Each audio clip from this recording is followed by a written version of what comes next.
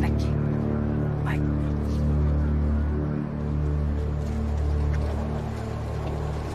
Sock, I reckon he's been dead about a month. We'll have to wait for the post-mortem to confirm cause of death, but it looks like he's been hit over the head.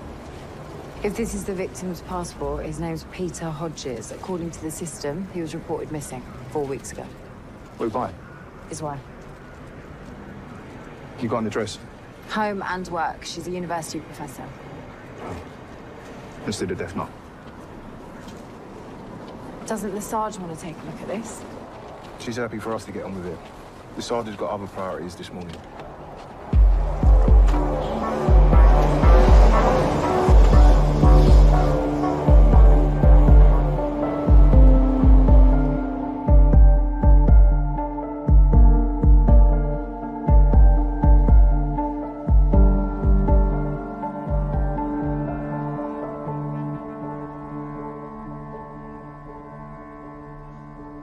This is our suitcase. These are my husband's possessions. We've only been married a year. We're very sorry for your loss. We're going to need your assistance with a forensic sample for a comparison. Something belonging to Peter. Of course. Did Peter take his phone the morning he went missing? It's not been recovered as yet. The missing persons team asked me to look, but I couldn't find it. We understand the MISPA case has been downgraded. Yes. One of the neighbors saw my husband leaving. He had a suitcase with him. The detectives decided it proved his disappearance wasn't suspicious. I'd say they were wrong, wouldn't you?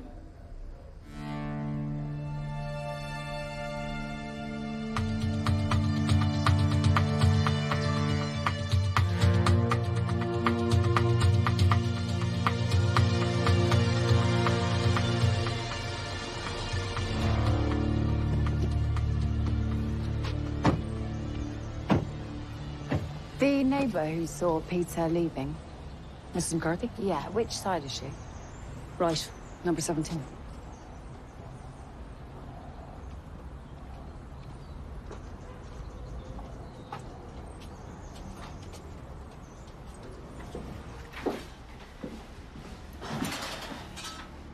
What do you need?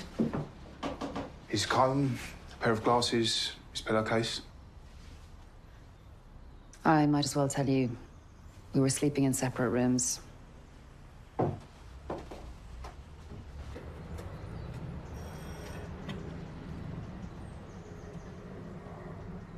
Poor guy.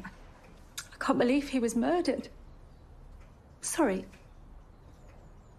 It's a shock. You gave a statement to the missing persons team that you saw him leaving the house on Friday the 17th of last month. What time was that? It was about 8:30 a.m. That's when my husband rings. He works away a lot in Manchester, phones before his first meeting. I was standing here, clearing up after the kids. I saw Mr. Hodges leave the house. With a suitcase? Yes. What happened next? My husband rang. My phone was in the kitchen. By the time I came back in here, Mr. Hodges was gone. You didn't see where he went from there? No. Like I said, he was gone.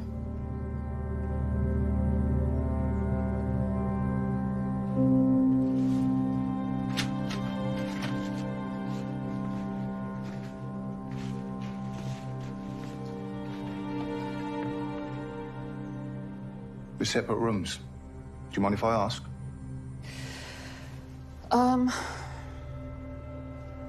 Before I met Peter, he was always in debt, serious debt.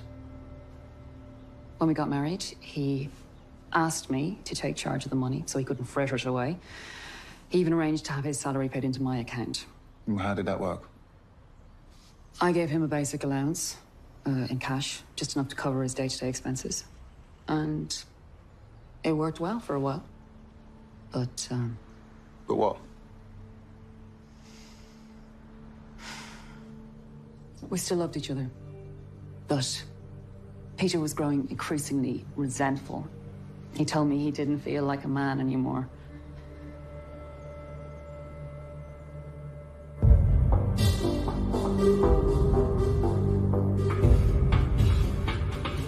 I've been going through Peter Hodges' financials. He had a savings account of his own.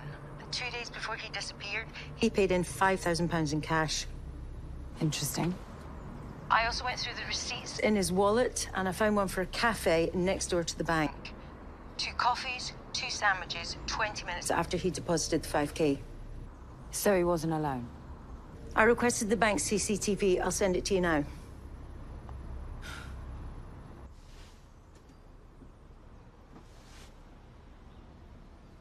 That is Charlie Hill, Peter's older brother. He's a car dealer. Hill? Peter took my surname when we married.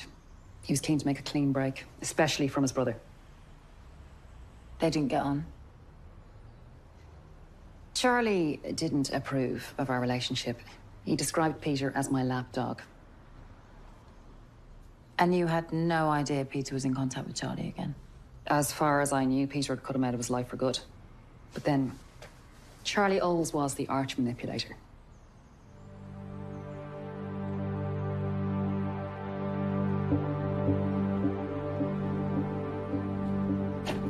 How come we're out and about and the Sarge is in the office doing all the grunt work? We're sleeping in separate bedrooms. Some people do. That's not a marriage. What's up with you lately? I haven't seen my wife for days, or my kids.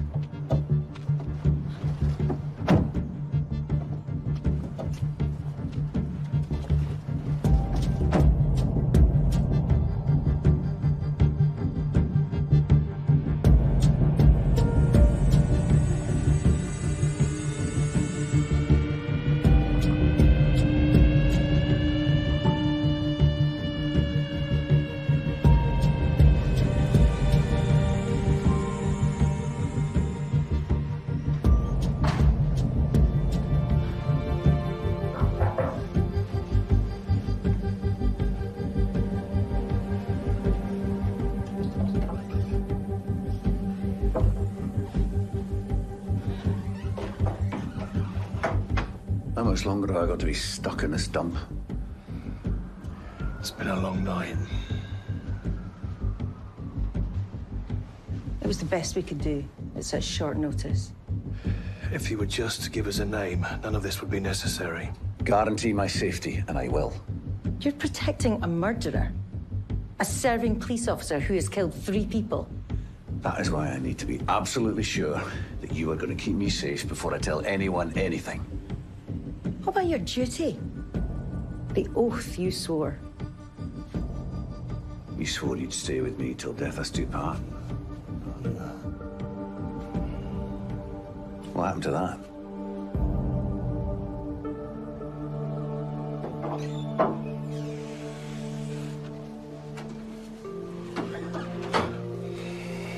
Is he going to come through?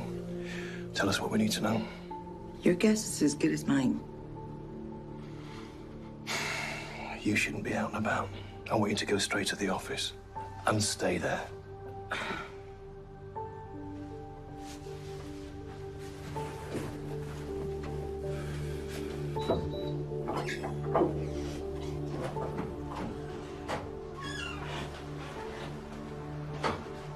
She just walked out on me, you know.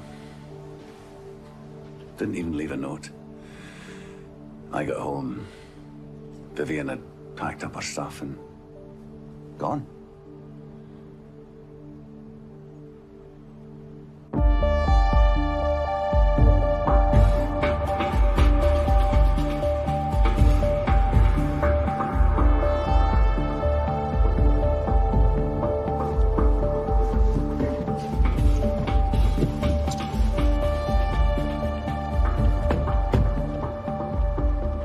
Mr. Hill?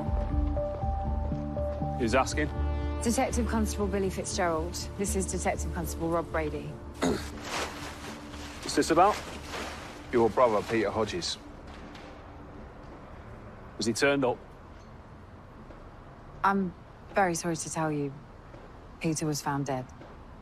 Dead? Has there been an accident? No, the circumstances are being treated as suspicious. What does that mean? Mr. Hill, we're investigating your brother's murder.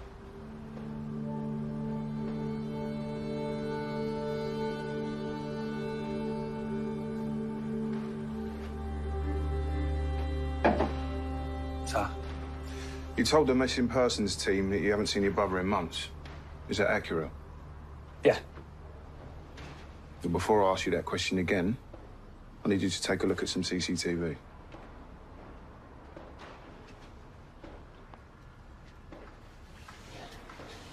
This was just over 4 weeks ago.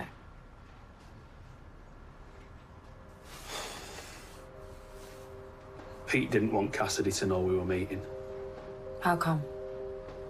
Because she's controlling, suffocating. She treated him like a child. He had to ask her for every penny, permission to breathe. Why were you in the bank together 2 days before he disappeared? I lent him some cash, Why? an escape fund. Well, how do you explain the fact that the money's still in Peter's account? He never touched it. What? No, I just assumed that when he disappeared, he'd used it to get away from that witch. So your brother didn't contact you after he left? No. You sure? Do I need to remind you this is a murder investigation? I swear I've never heard from Pete again.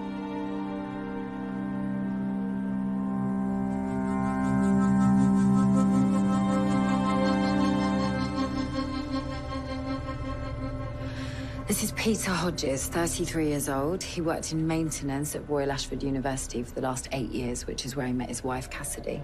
She's a doctor, neuroscience, proper high flyer, written books and everything. They sound very chalk and cheese. They are. Our victim has a history of getting himself into serious financial trouble.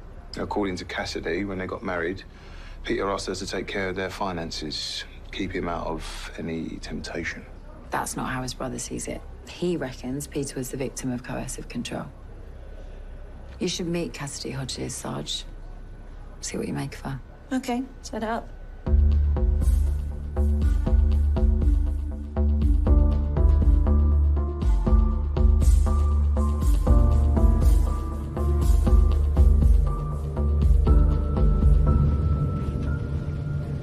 Sarge, I've been talking to Rob, or rather he's been talking to me. About? The fact that he had to send his family away because they were threatened. What else did he say? Only that I should speak to you.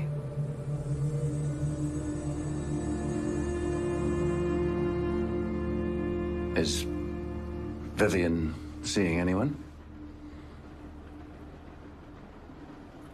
The detective sergeant is a very private person. What about you and her? I'm not going to dignify that with an answer. Turn you down, did she? Get a life. You have no idea of the pressure. You're a disgrace. I am still your senior officer. So what are you gonna do? Report me?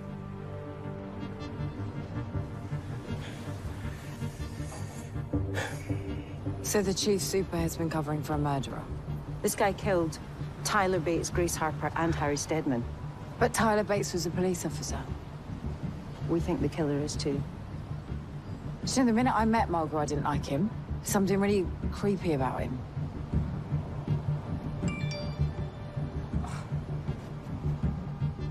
I need to respond to this. Look, Billy. Not a word to anybody. Yeah, of course.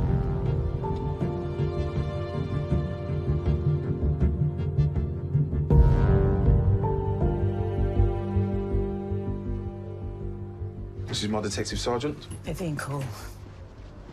I take it you spoke to Peter's brother. We did. Let me guess. According to Charlie Hill, I'm a control freak. A monster. He said it to my face often enough. Why do you think Peter was back in contact with his brother again? To have a good time, spend money, be carefree. My husband was addicted to spending. He knew that he had to go cold turkey to have any chance of conquering that addiction. So you took charge of the finances? Tell me, Sergeant, are you married? I was. Then it might be foreign to you that in a trusting relationship, what's mine is yours is quite normal. Were you aware that Peter had a savings account? No, I was not. Was there any money in it? £5,000. According to Charlie, it was his running away fund. But the odd thing is that he never got around to spending any of it. All that means is that he was killed before he could withdraw it.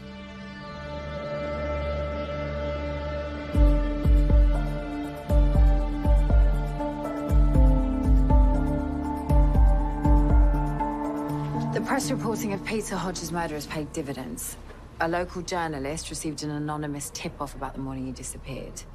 The caller saw a car hanging around outside the Hodges house. The description they gave of the car is of interest. An orange Subaru Impreza rear spoiler. Sounds like the car Charlie Hill was working on this morning, eh? Yeah, the one he was so keen to cover up when we arrived. Yeah, so maybe Dr. Hodges was right about Charlie Hill.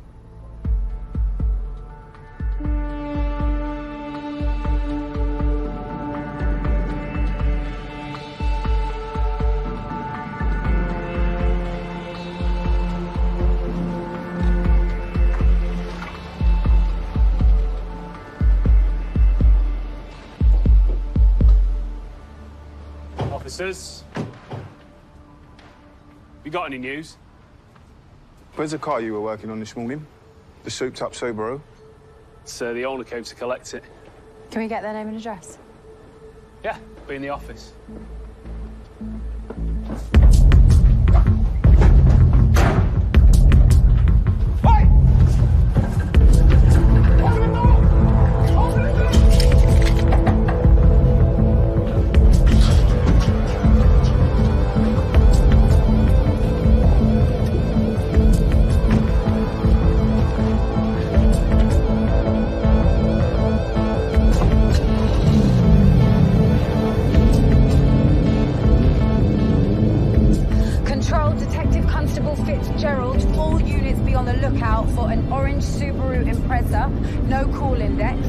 Driver is wanted in connection with the murder of Peter Hodges.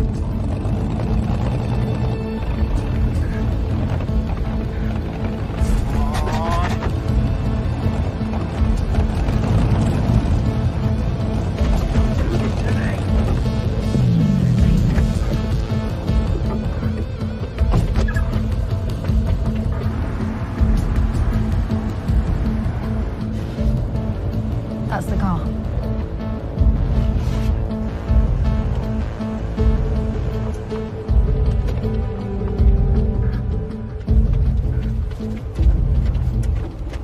So much for a customer collecting it. He's locked it. Of course he has.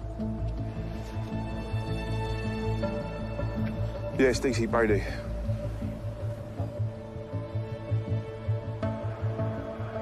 It's open now. Number plates are false. Surprise, surprise.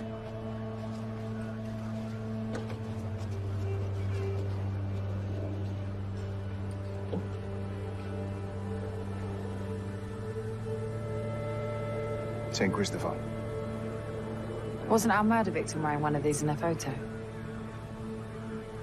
Looks like a match to me. Yeah.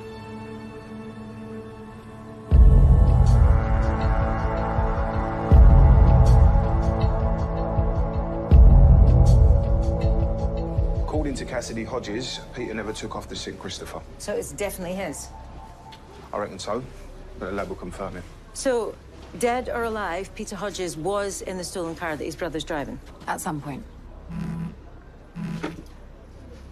David, what's happening?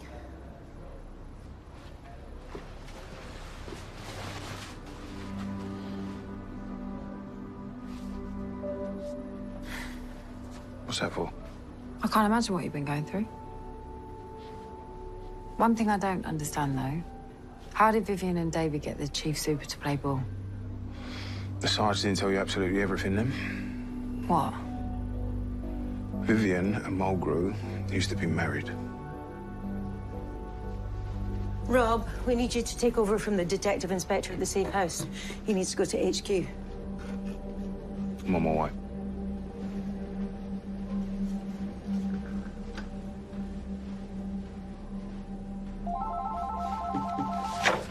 Detective Constable Fitzgerald. Thanks for letting me know. Charlie Hill just handed himself in. Apparently, he's worried we think he killed his brother. I wonder why he thinks that.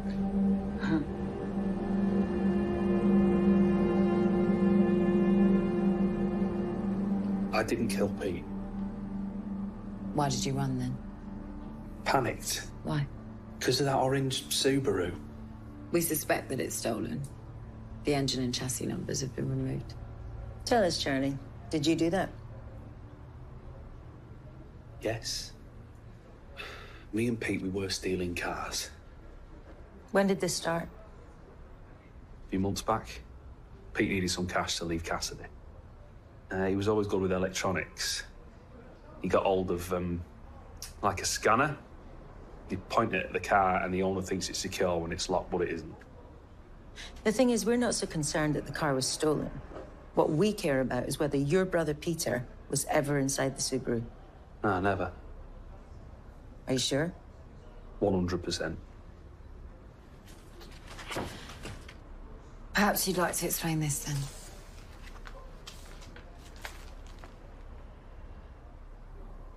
It's the St. Christopher's medal. It's like the one Cassidy gave to Pete. It was found in the boot of the orange Subaru. No, that's impossible. Why? I told you, Pete was never in that car. I only nicked the Subaru last week. So you can't explain Peter St. Christopher being in the Subaru? Could someone have planted it there? Well, it's possible, I guess. How? Well, the same way Pete got into the cars he nicked. Using the scanner.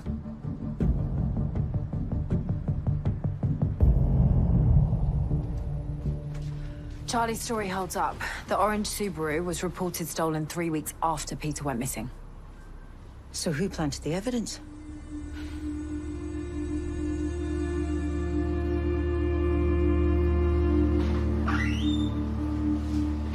How's he been?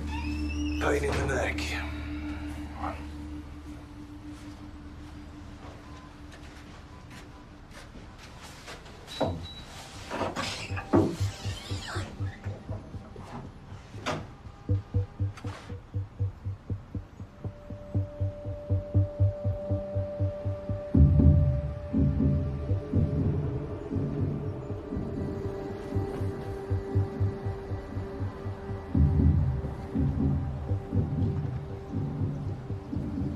I am sorry, you know. About what? That he threatened your kids. I assume they're still safe. They are. I'm glad to hear that. So what kind of hold has this guy got over you? He saved my life, which meant that I owed him big time. Did you know I used to box? I wasn't half bad. I could paste you all over those walls. Believe me, nothing would give me greater satisfaction. Why don't you then? Because I need you to identify the man that threatened my kids. And I need him to be locked up. Behind bars. So that I can hold my babies in my arms again.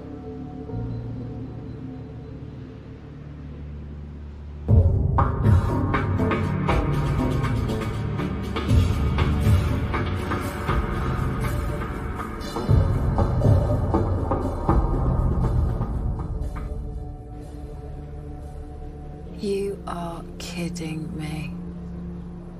What? Mila McCarthy, the Hodges neighbour.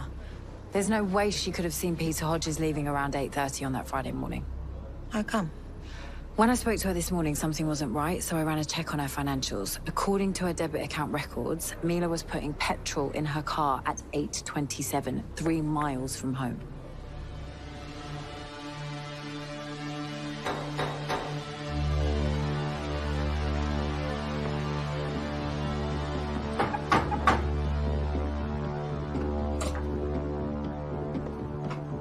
Can we come in? What's going on?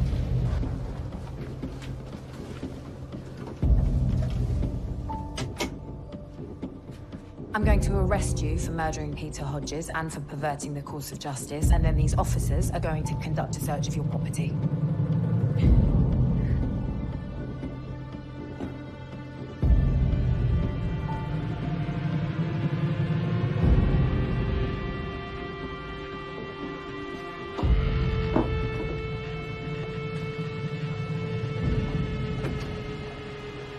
What's going on? We've made an arrest. Mrs. McCarthy, you think she killed Peter? I can't say much at the moment. I'll ask the detective sergeant to give you a ring, bring you up to speed.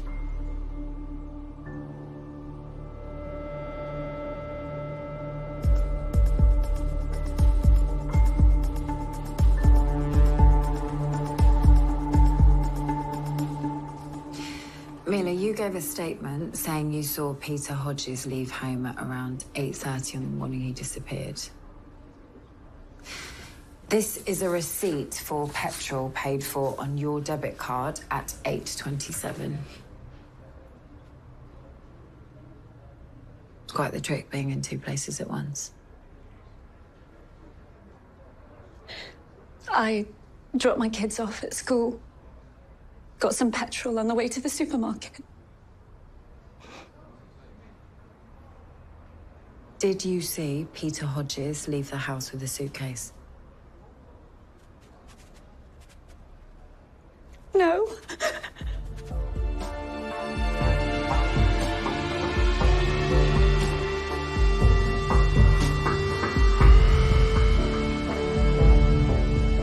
I looked at Peter Hodges' call data again. The last time he used his mobile was at 9 o'clock on the Thursday night.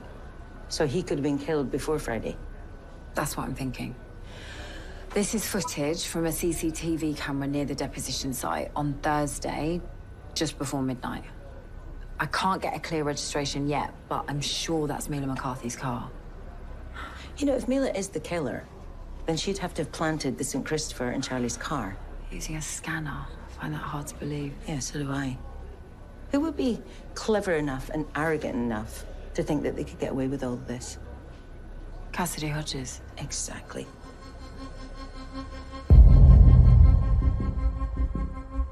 What were you doing on the evening of Thursday the 16th?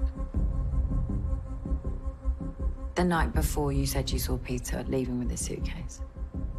I was at home with the kids. All night. Yes. You didn't go out? No. And what was your car doing near Millwall Stadium at 23:48 that evening? That is your car, isn't it? Yes. Mila, did you kill Peter Hodges? No. Then who did? I can't tell you. Why? I just can't.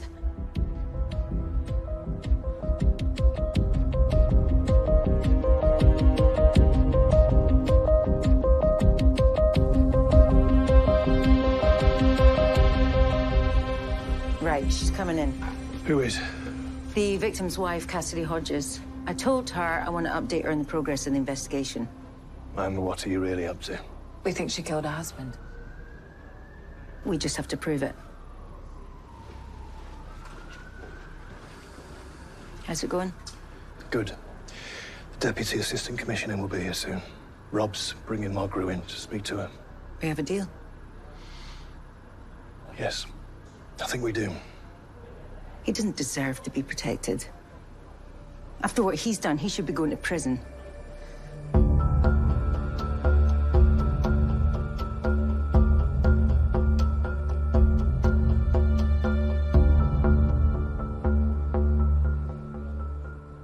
We have reason to believe that your husband was killed on the Thursday night, which means we need to recalibrate our investigation timeline. Can you tell me where you were that evening? As I told you, I was out to dinner with friends. Italian restaurant on Opera Street. What time did you get home? Late. Very late. I walked all the way. From Upper Street? Yes, I'd been drinking. Wanted to clear my head. I left the restaurant about 11:30, so I can't have got home till nearly 1 o'clock in the morning. When you got home, did you see your husband? Speak to him? No, I assumed he was fast asleep. In his own room? That's right. One more thing. Where were you between 10 and 11 o'clock this morning? At home. Coming to terms with my husband being murdered. Thank you. That's very helpful. Cassidy Hodges told us she was out for dinner with friends the night her husband was killed. The dinner checks out, but she paid for a meal earlier than she told us. If she caught a taxi rather than walked, She could have been home in 20 minutes. So she had plenty of time to get home, kill her husband, and dispose of his body. When was the body dumped? just before midnight. CCTV shows Mila's car in the area. I requested urgent call data for Cassidy's phone. She told us she was home this morning. Grieving. But cell site puts her very close to Charlie's garage. And what was she up to? She was planting her husband, St. Christopher, in the car that she took to be Charlie's. All right, that's more than enough for me. Arrest her and search her home address.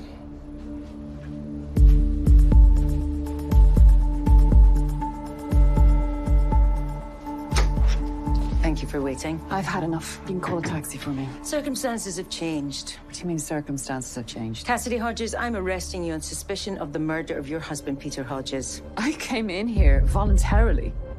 You do not have to say anything that may harm your defense if you do not mention, when questioned, something which you later rely on in court. Anything you do say may be given in evidence. Do you understand?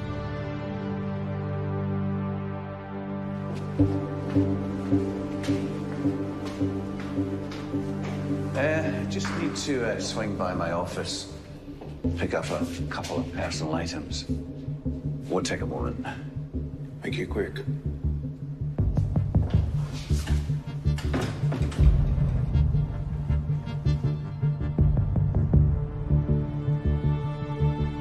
Mila, I'm Detective Inspector David Bradford. I'm here to tell you that we've arrested Cassidy Hodges on suspicion of murdering her husband. Why don't you tell us what really happened, Mila? Cassidy bashed Pete's head in. Go on. Cassidy came home early, found us in bed together. You were having an affair. We slept together a few times. We were both lonely. That night we were saying goodbye. He had enough money to leave her. What happened when Cassidy found you together? She went crazy. Shouting and screaming at Pete. He tried to lock himself in the bathroom. She was so strong. He didn't stand a chance. Did you see Cassidy kill Peter? No. I heard a terrible noise. Then it all went quiet. By the time I got to the bathroom door, he was on the floor. There was so much blood. Did you see what Cassidy hit Peter with? No, not really. It was in her hand. Something shiny. What happened next? Cassidy said it was all my fault. She threatened to tell my husband what I'd been up to. I couldn't let her do that. And then? Cassidy can't drive. She made me drive my car so she could dump Pete's body. It was horrible.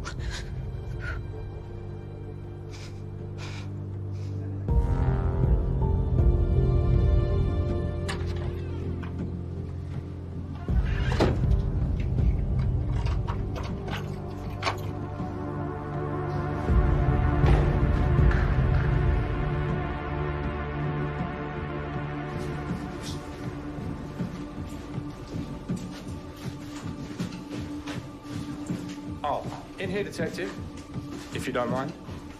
What have you found?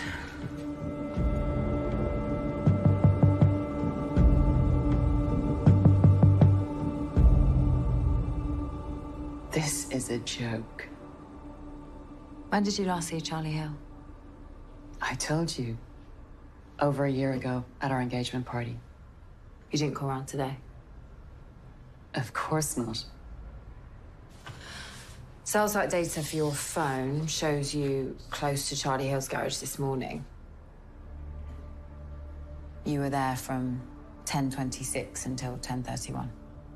Plenty of time to plant evidence in a car. You might be interested to know your trip was a waste of time. Charlie didn't steal the car until 3 weeks after Peter was killed, when Peter's body had already been dumped. When did you leave the restaurant? The night before you reported your husband missing? It was well after 11, closer to 12. And yet you paid the bill not long after 10 o'clock. I hung around, chatted to staff, had another drink. Mila McCarthy told us what really happened that Thursday night. Did she tell you she killed Peter? They'd been having an affair. He told her he was leaving, and she killed him. Really? And you've been covering for her all this time? Why would you do that?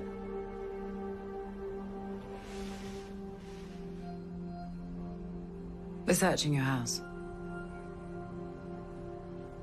The forensic team have found blood and tissue matter in your bathroom. We're assuming both belong to your husband, but the lab will confirm that. We also found fragments of glass, consistent with someone breaking a mirror with great force. Can you show me your hands, Dr. Hodges?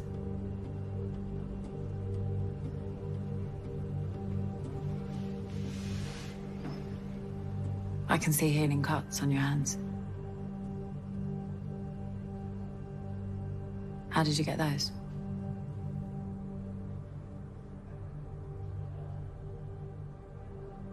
I hit him with the mirror. So you admit that you killed Peter? Yes. Was Mila McCarthy involved? No. Whose idea was it to say that she saw Peter leaving? Mine. It worked. Until your husband's body was found. By the way, when did you find the scanner couple of weeks after. Once I'd worked out what it was for, I realized that is how Peter was stealing cars. After everything I had done to get him on the straight and narrow. Not such a trusting relationship after all. Charlie Hill did his best to destroy my marriage. And as for me and McCarthy, having sex with my husband in my house. You blackmailed her, and you made her move your husband's body with you. Will she be charged as an accessory? The Crown Prosecution Service has authorized charges against her. Then today hasn't been all bad.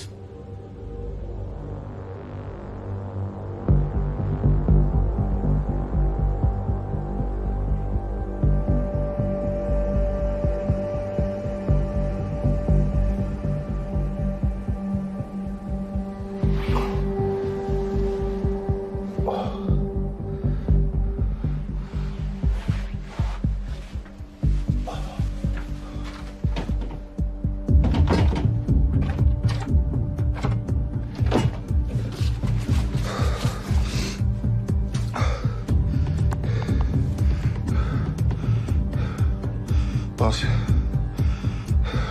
we got a problem. You were right about coercive control. Good instincts. Thanks. Rob said something earlier. What? He said you were married to the chief super. What about it? You told me you didn't even know Mr. Mulgrew. Sorry about that. I was lying. We've just charged Cassidy Hodges with murder. What's happened? Chief Superintendent Mulgrew I'm sorry, they gave me the slip. cracked Rob with a golf club. Are you all right? I'm fine. Just feel a bit stupid. There he is. He clearly changed his mind about giving evidence. Where would he go, Vivian? Out the country? Possibly. He'd need his passport. Would he risk going home? When we were married, he hid things in his locker at the gym. Hereford Gym. Same one I go to. I've seen him in there. Billy, you're with me. Yeah. Rob, line up urgent cell site for Mulgrew. On it. How could he be so reckless? I want you to stay here. That is an order, Sergeant.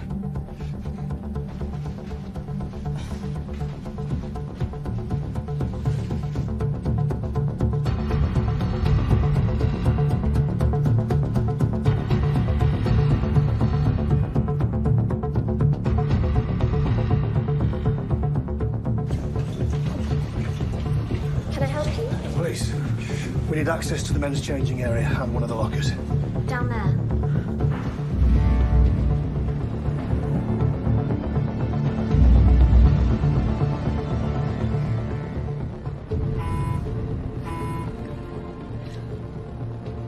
Where are you? Don't panic. I'm on my way.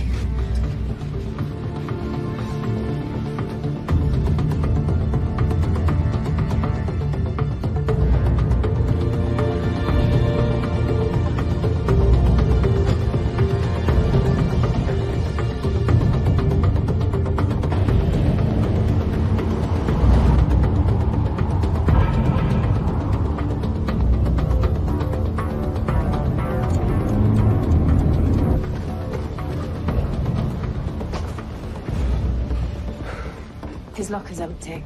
We've missed him. Vivian, you were right. Mulgrew came here. But we don't know where he is now. He's here.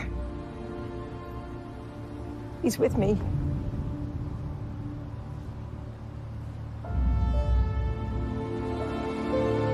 He's dead.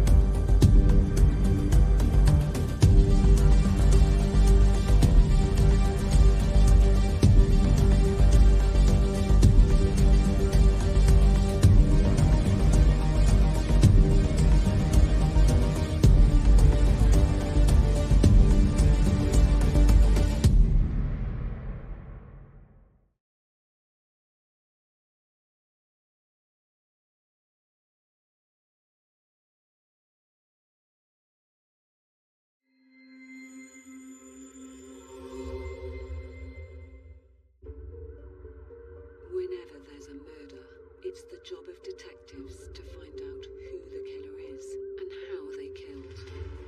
And often it's forensic evidence which provides the clues. The finding of his DNA wasn't just on the murder weapon, it was on a most important part of the murder weapon. This evidence was the breakthrough that we needed. The forensic evidence in this case was crucial. In this series, we shine a light on how cutting-edge forensic techniques and the power of science brought the most dangerous killers to justice. A truly horrific criminal, a monster. It's a hammer blow. You don't know how you're going to carry on. We'll hear how some of the most disturbing crimes were solved thanks to the tiniest fragments of evidence. He basically said to me, she's in the house, go and find her. The amount of blood that was there indicated that there was a frenzied attack. There was no reasonable explanation for them if that's why he changed his plea. And how even the most forensically aware of killers couldn't beat the experts and hide their crimes. The key thing about having a DNA profile is you've got probably the sharpest tool in the box. I was so elated beforehand. We didn't have the evidence, and all of a sudden, we'd cracked it. In this episode, we uncovered and slightly disturbed 2 bones, which looked very, very much human. A terrible discovery in a remote field where police had been led by a man who no one suspected. Talking to his neighbours beforehand, and they said, he's the wrong man. This isn't the killer. But he had the blood of more than one victim on his hands. He was asked, anything else you want to say? And he said, would you like another one? This is Forensics, Catching the Killer.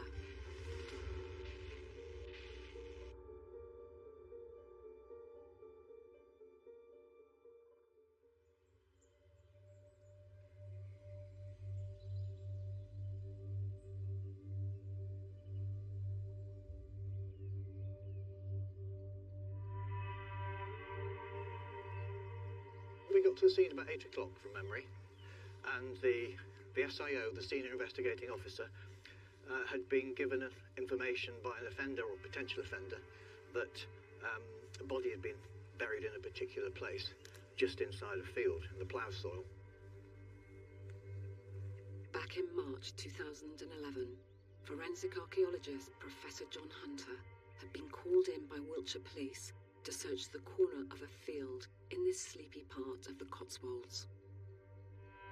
Archaeologists are good at looking at changes to the landscape. They're good at identifying where things have been disturbed, where they might have been buried through vegetational change. You can use geophysics, you can use aerial photography, you can use all sorts of fancy techniques. At the end of the day, sometimes you just have to be manual, hands-on, and just remove topsoil to try and find where a buried body might be. Our work really was to try and find where the grave was, if there was a grave, and having found it, should we find it, then excavate it, follow the edges of the grave, recover the body, and recover with it all the evidence that may pertain to the person who put the body in the ground in the first place.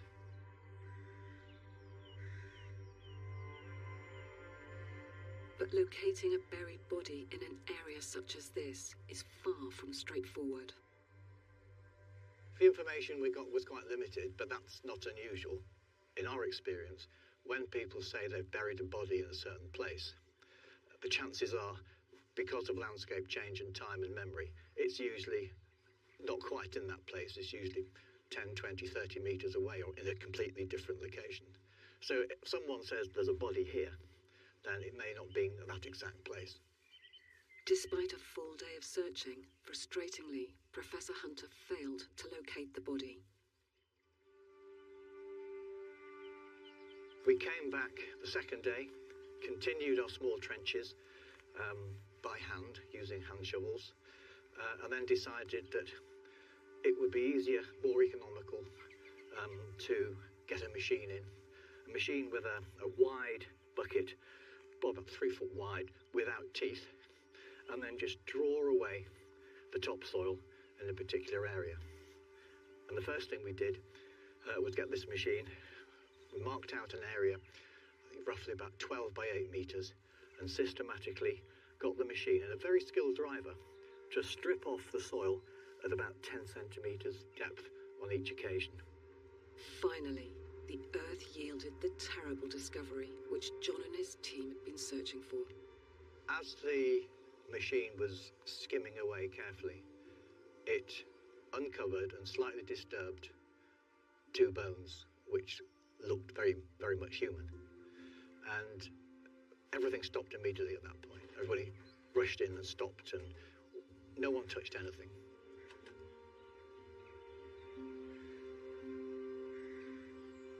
We came in with our small hand trowels, cleared away where the bones had been disturbed. They'd actually been moved from what was eventually the grave.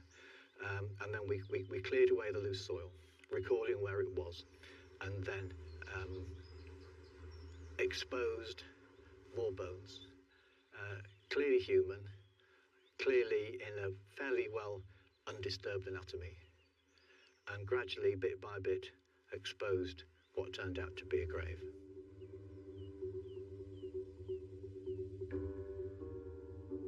It took us quite a while to excavate the body, and the first thing that was clear was that it was a very, very shallow burial. Maybe 20, 30 centimetres dug into hard rock, which would explain why it was shallow. Whoever buried the body there can't have known that it was going to be that hard to dig a body into the ground. The fact that it was close to the edge of the field, where there was deeper soil, plough soil, made it slightly easier, I suppose. But it was very obvious that the body was laid out on its back, but it wasn't all present. The contents of the grave were as sad as they were terrible. Local TV reporter Rob Murphy visited the scene. Only partial remains. Awfully missing her skull, her hands and her feet. Successfully finding the body was only the first part of the investigation. The next crucial stage was identifying the victim. Many people might think, well, you've got the remains there, surely you could just get DNA from the bones. Actually, frankly, isn't that easy to get DNA from bones? You have to go through a whole process. But forensic analysis and scientists looked at it, and they were, fortunately from the investigators' point of view, they were able to get a match because the young woman was on the National DNA database, and her name was Becky Godden-Edwards. And she was on there because she committed a minor crime many, many years before. But because of that, she was on the database. Becky Godden-Edwards had lived in Swindon until her disappearance in 2003, the last time she was seen alive. Now investigators needed to understand why she had been murdered. That quest started with the man who had led them to the field in the first place. His name was Christopher Hallowell, and he was already being held by police for the murder of another young local woman.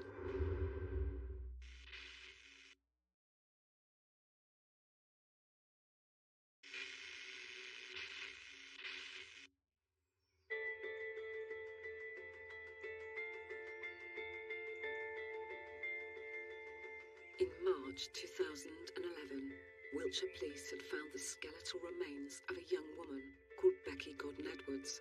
She was buried in a field in Gloucestershire.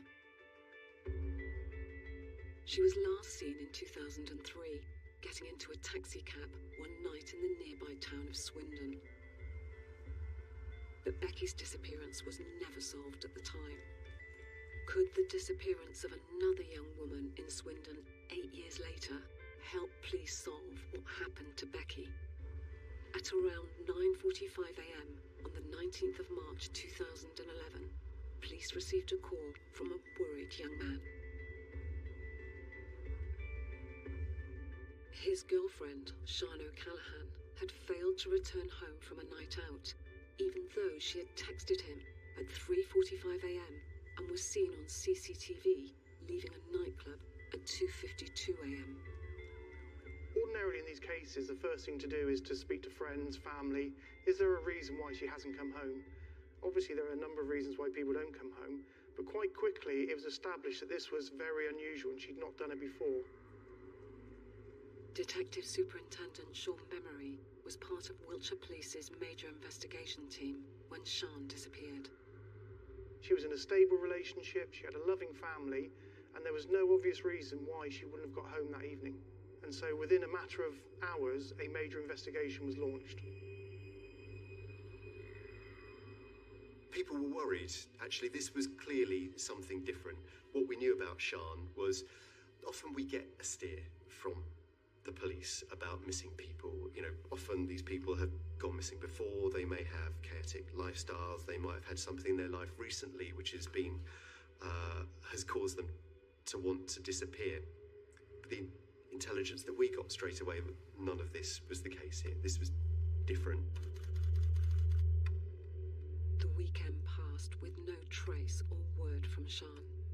The only clue was from her mobile phone records, which sounded even more alarm bells. What the police told us was Sian's mobile phone was no longer pinging off the masts here in central Swindon. It was pinging off a mast in Cadley, which is in Savernake Forest, which is 10 miles away. And that's utterly frightening because she has no reason to be there.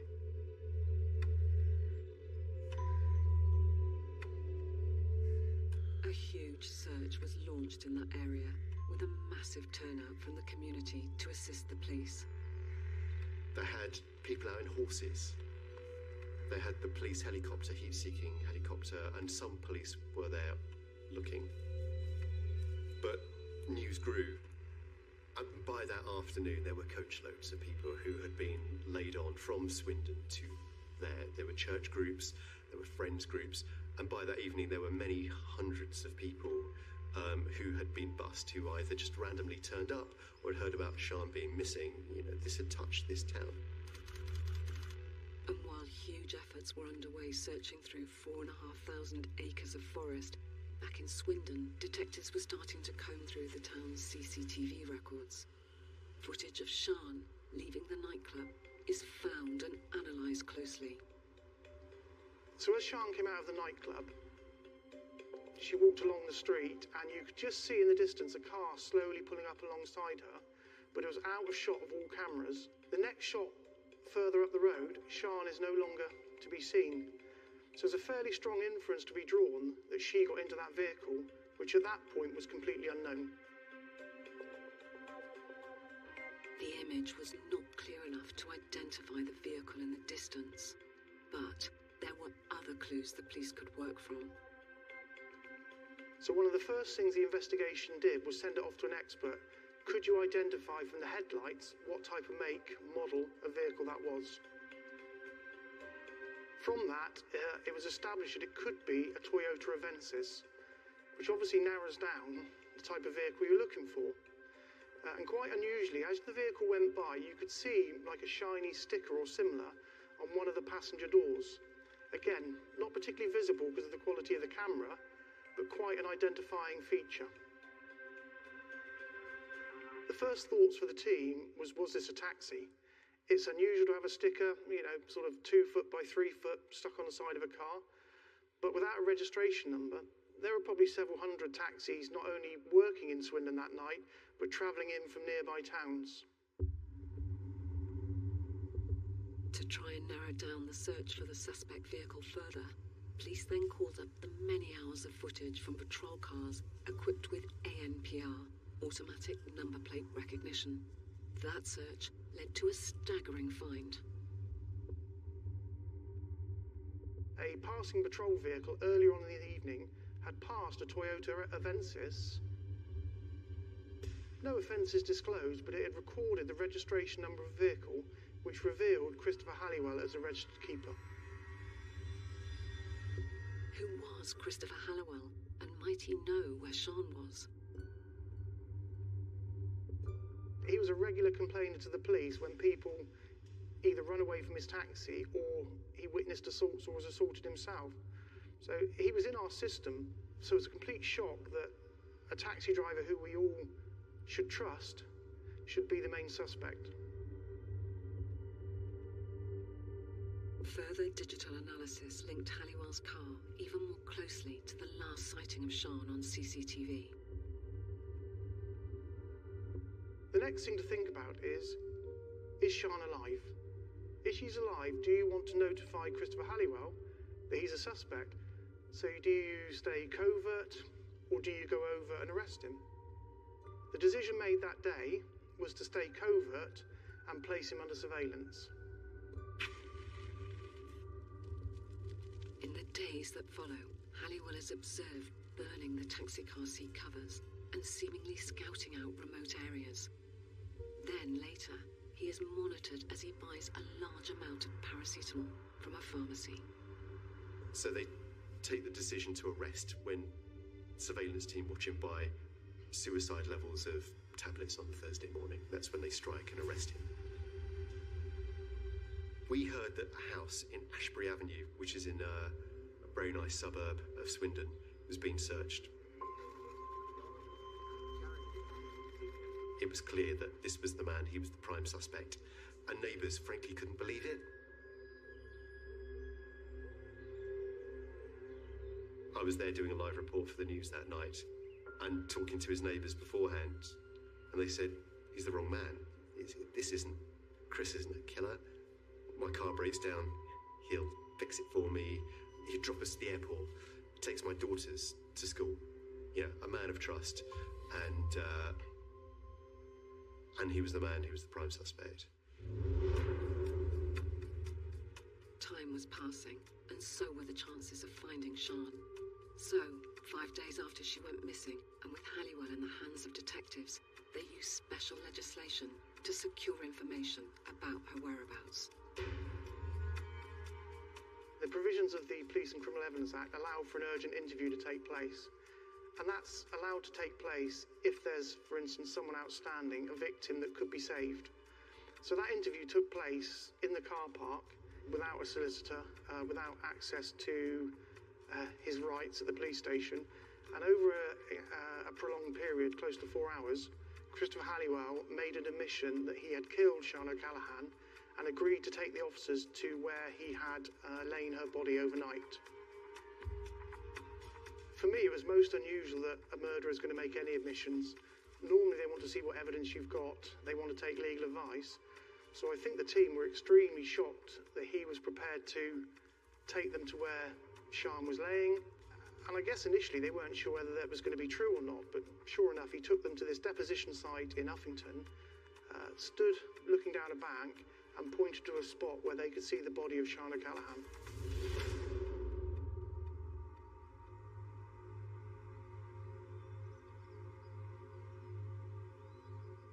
Immediately, detectives set up a crime scene around Sian's body and tried to keep Halliwell talking. At this point, they return to the car. Halliwell is contrite. There's a convoy of police cars behind them. There's a police helicopter above. And Chris Halliwell turns and says, "Would you like another one?" In the history of my career, this had never happened before. And do you want another one? What did that actually mean? So of course you're going to say, well, what have you got, Christopher? And he said, I killed someone in around 2003, took them to an area, stripped them, buried them in a field, and I'll take you there right now. Halliwell then led the officers to the remote field in nearby Gloucestershire, where forensic archaeologists would unearth the remains of Becky Gordon Edwards. With Halliwell now having admitted to killing 2 women, it would be up to the police to secure a conviction. But that process was about to take a most alarming and worrying turn.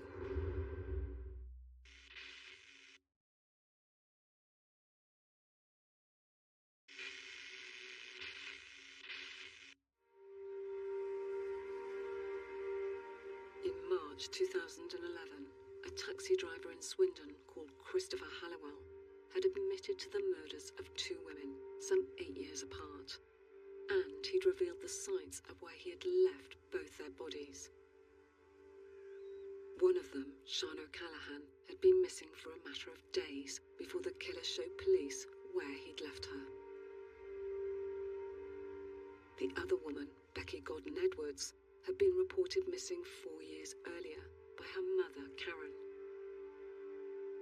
Despite a turbulent and chaotic life in the years leading up to her disappearance, Becky's early childhood had been idyllic. She was such an angelic little girl, and I always say sugar and spice and all things nice. That was Becky, and she really was a sweet little girl. She used to giggle a lot. She always loved nature. She loved animals. And of course, as she grew up, she loved reading. She loved school. She had lots of friends. She was always in the garden. She had a little vegetable patch. When she was 11, she started the big school. That was when her troubles began, because she was bullied. So I removed her from one school, put her into another school, but the bullying continued. Becky started to self-harm and even attempted suicide. She was then given a child psychologist to work with her because they wanted to get to the bottom of it. Oh, it was a terrible time. It was a really awful time. She then wanted to take her exams because obviously it was nearing her exams. She was almost 16. She then had to go into what they called an interim school. So while she was in this interim school, that was when she was introduced to heroin. Becky's drug addiction spiraled out of control despite many attempts at rehab. Then her dependency took a dark turn. I asked her, how do you get these drugs? How do you actually pay for these drugs? I have sex. I said, sex with who? You mean they pay you? She said, well, how else do you think I get it? I said, so you're selling your body for sex? I can't believe it.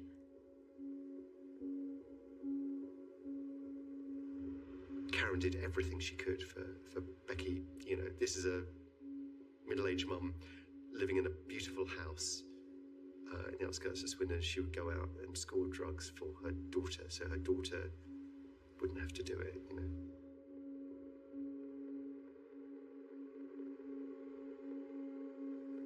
So this is why every time I picked her up and brought her back home, that I would go out and I would buy drugs so that I could give her drugs and she didn't have to sell her body. It's a horrible thought. It's a horrible thought.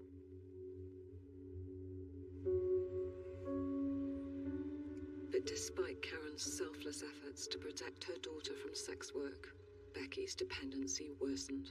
And after being involved in petty crime, then convicted of burglary, she decided not to come back to the family home, but to stay instead with a friend. She said to me, Mum, I can't keep putting you through this. So I love you, Mum. I can't keep putting you through this. She kissed me on the cheek. And she said, I'll come back when I'm clean. And she just walked away and I could see her just walking away. And that was the last time I ever seen my daughter alive.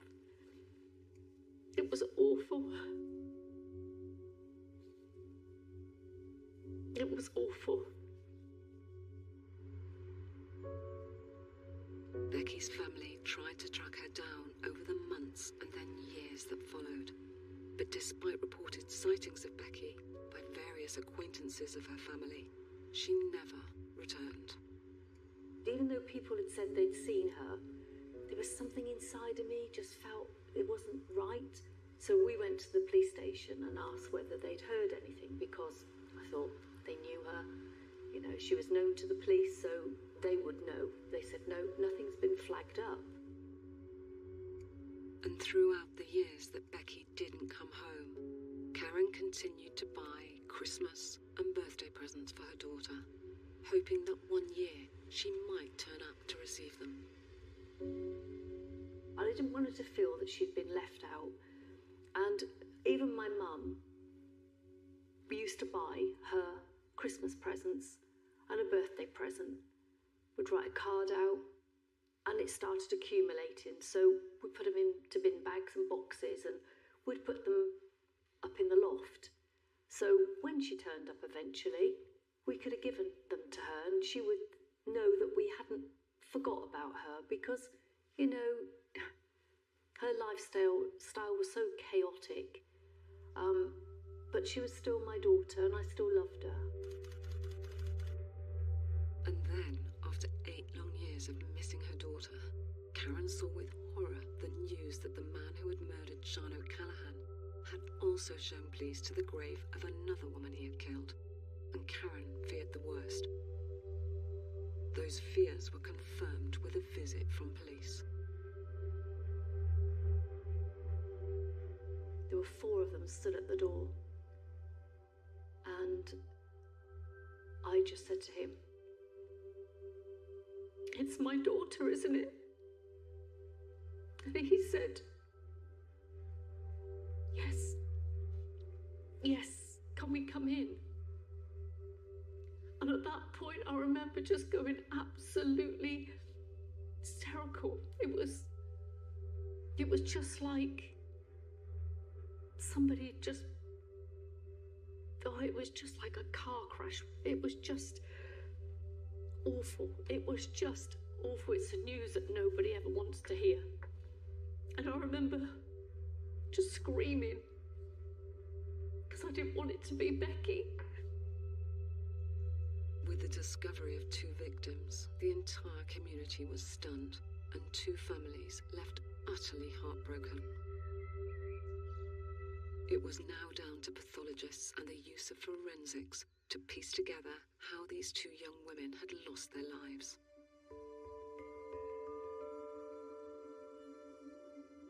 Becky's partial skeletal remains would not give up clues easily, but the recent deadly attack on Sean O'Callaghan would be easier to document. So the post-mortem revealed that Sean had received a blunt blow to the back of the head, probably with a knife. There was also some indication that she'd been subjected to a sexual assault. Halliwell was tried for the murder of Sean first. He pleaded guilty at Bristol Crown Court and was given a life sentence with a minimum term of 25 years. Abuse is hurled at this man as he's led from the court. He walks out, again under the blanket, into the back of the van screeches off, and the mob again are furious. They run down the street after him. But there was no justice for the family of Becky Godden Edwards due to the way in which Christopher Halliwell, who now denied her murder, had shown police to her grave. The only thing that led Halliwell to this body in a field was the confession he had given. And the confession hadn't been given properly in the eyes of the law. And so there was a big legal argument in private, and the judge sided with Halliwell that it wasn't admissible, that they could not show to a jury this confession. So effectively the Becky charge was dropped. They could proceed with Sean because they had DNA links with Halliwell on her body. Some of his saliva was found on her body, and there was some of Sean's blood found in his car. So he admitted Sean's murder in 2012, but the Becky charge was effectively dropped. To the horror of Karen Edwards, Becky's mum. We were told that we weren't allowed to talk about it to anybody. The judge had put a gagging order on us, meaning that he was only going to stand trial for Sean's murder. Sadly, there was no justice for the family of Becky. It had almost been forgotten. And that is why, at that point, I thought, I've got to campaign now. I've got to get this case reopened. It took 3 years, but Karen's determination paid off, and a new investigation was opened with a renewed hunt for forensic evidence to determine just who had killed Becky. When I took over this investigation, I met with Karen Edwards and I made her a promise that I would do absolutely everything I could to bring justice for her and her family for the murder of their daughter.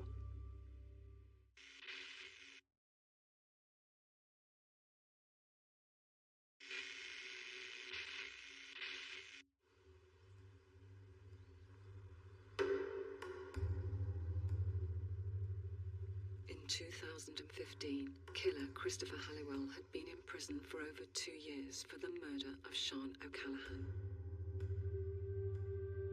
Now the investigation into the murder of Becky Gordon Edwards had been reopened, and Detective Chief Inspector Sean Memory had been tasked with finding new evidence to convict Halliwell, the man who had previously told police where Becky's body was and who was now denying her murder.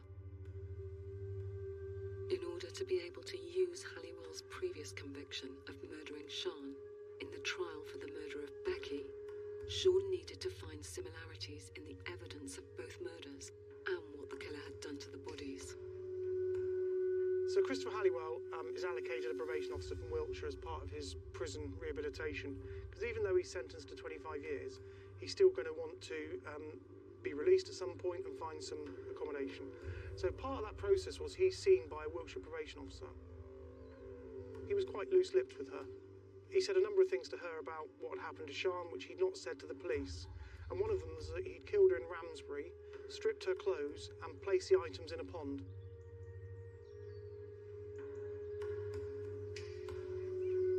So we'd been in Ramsbury and we'd found lots of ponds, and we were driving back into Swindon for a meeting. We just drove along and happened to see this pond. It didn't appear on any maps, which was a bit strange. So we just stopped and we sort of tried to put ourselves in the shoes of Christopher Halliwell. Was this the sort of pond that he would have used?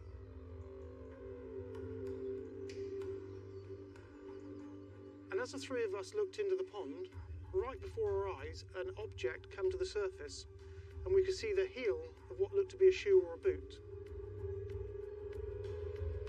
When we managed to hook the boot out and we quite clearly realised that that was the boot belonging to Sian, we then conducted a major search of this area.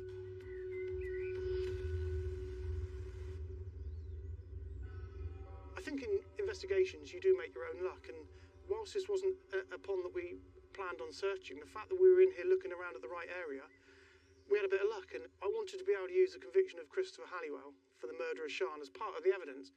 It was much stronger to say to a jury that the man in front of you is already convicted of a murder. Finding Sian's boot was a vital piece of evidence, one of many which helped prove that both she and Becky had been stripped of their clothing after they had been killed.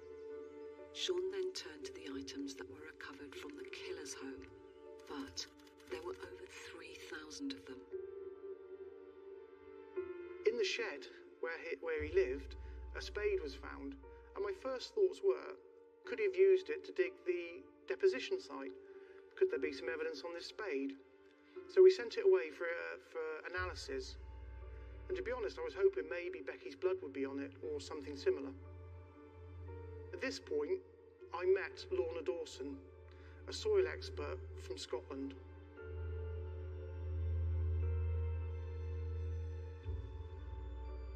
We recovered soil from several spades, a pickaxe, a fork, and pieces of tape that had been adhering to one of the questioned spades. And from all those items, we were able to recover individual sources of aggregates less than a millimetre in size and analyse those individually.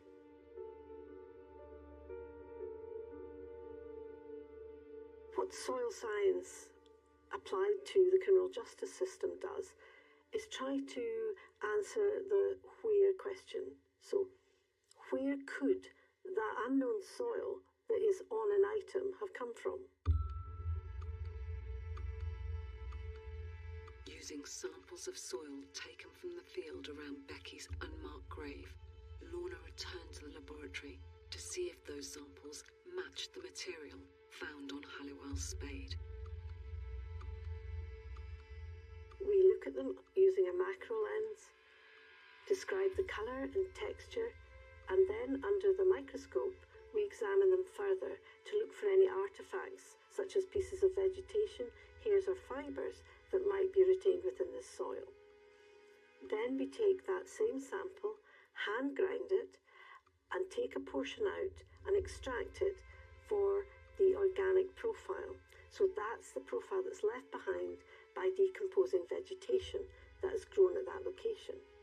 The other portion of the aggregate is prepared for the mineralogy of that sample, so that reflects the geology, so the rocks that are underneath that soil from where that soil has developed.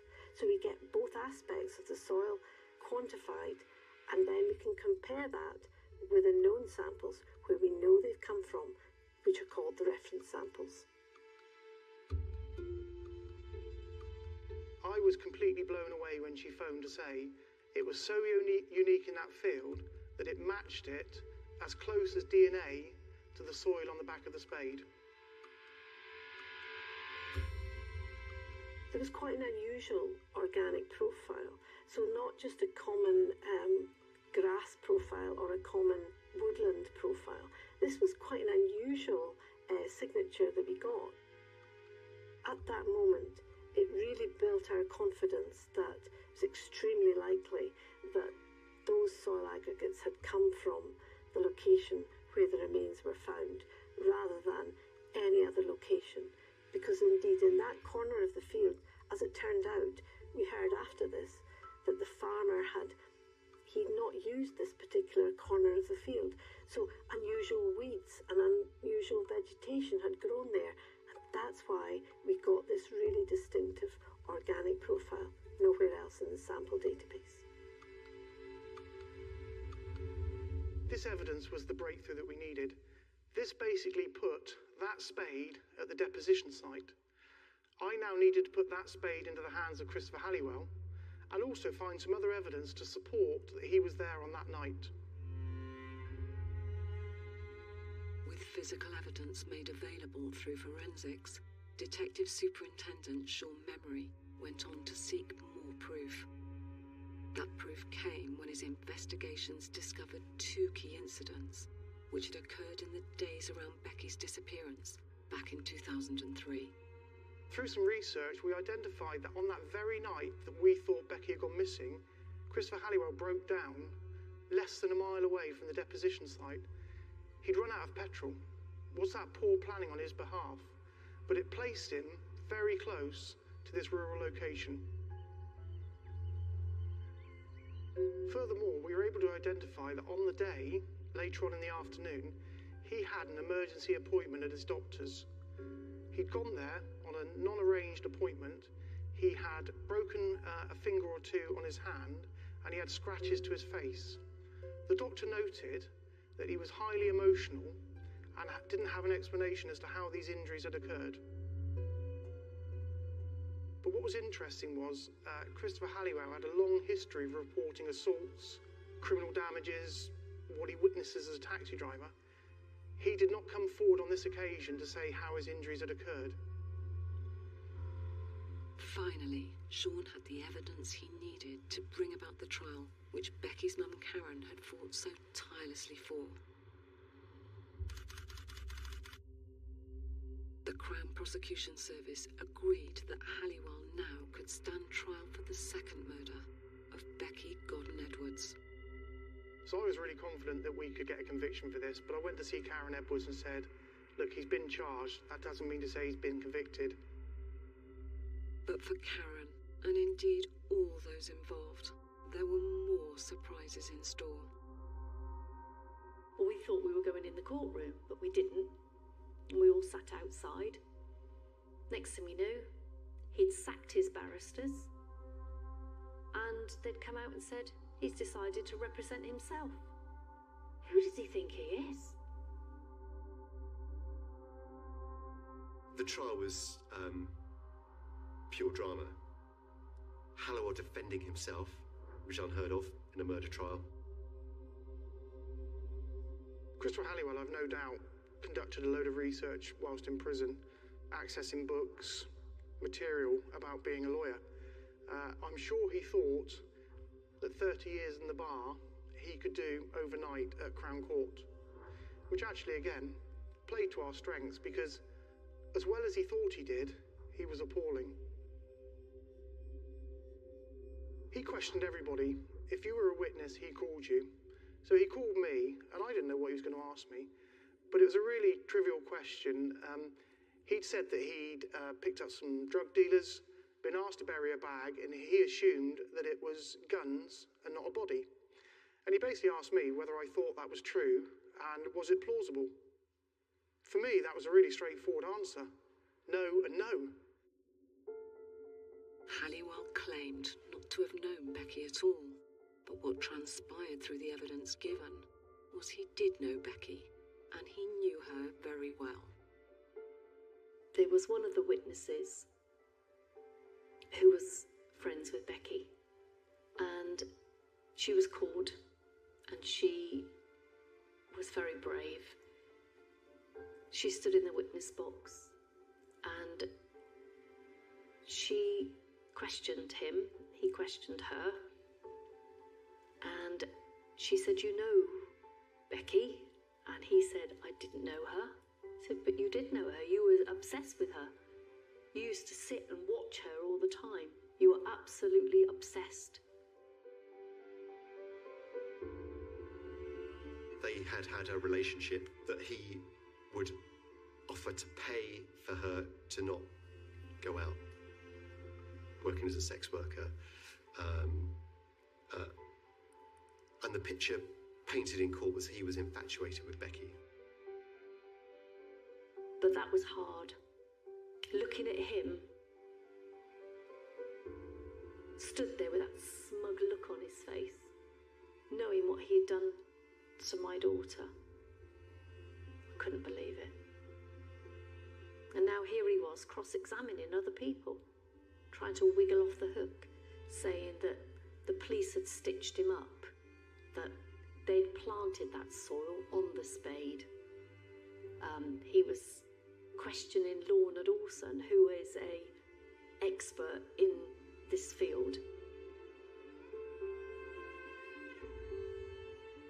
It was a very strange situation, but thankfully there was a very good judge who kept good control of the trial and indeed had to stop him on several occasions when he was breaching the law in the type of questions that he was asking.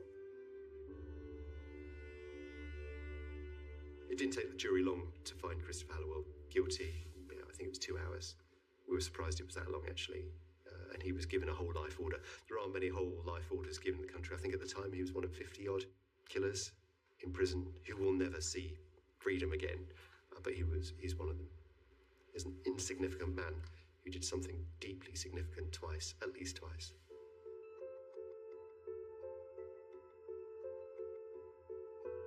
The satisfaction for me is for Becky's family. They'd been denied justice. They'd been denied a proper burial. They'd been denied knowing for 8 years what happened to their daughter. That's what this should all be about, really, about young Becky, whose mum adored her, whose brother loved her, and was just, a free spirit, and was adored and loved back, and was a big personality by all accounts. And this should be about her, not the man who took her life. Finally, Becky's family got the outcome they had fought so long and hard for. It had taken 5 years, 2 investigations, and importantly, the use of forensic evidence to secure the conviction of the man who had murdered their beloved daughter. But it was a bittersweet moment for them. Yeah, it was hard. We all went down to the pub and we all raised a glass. And we'd put on the Justice for Becky page. We're all going to raise a glass tonight for Becky. And it was lovely because All the photographs were coming through with people raising the glass. It was just amazing. And we done it. We done it. I'll never get my little girl back. But we got justice. We got justice.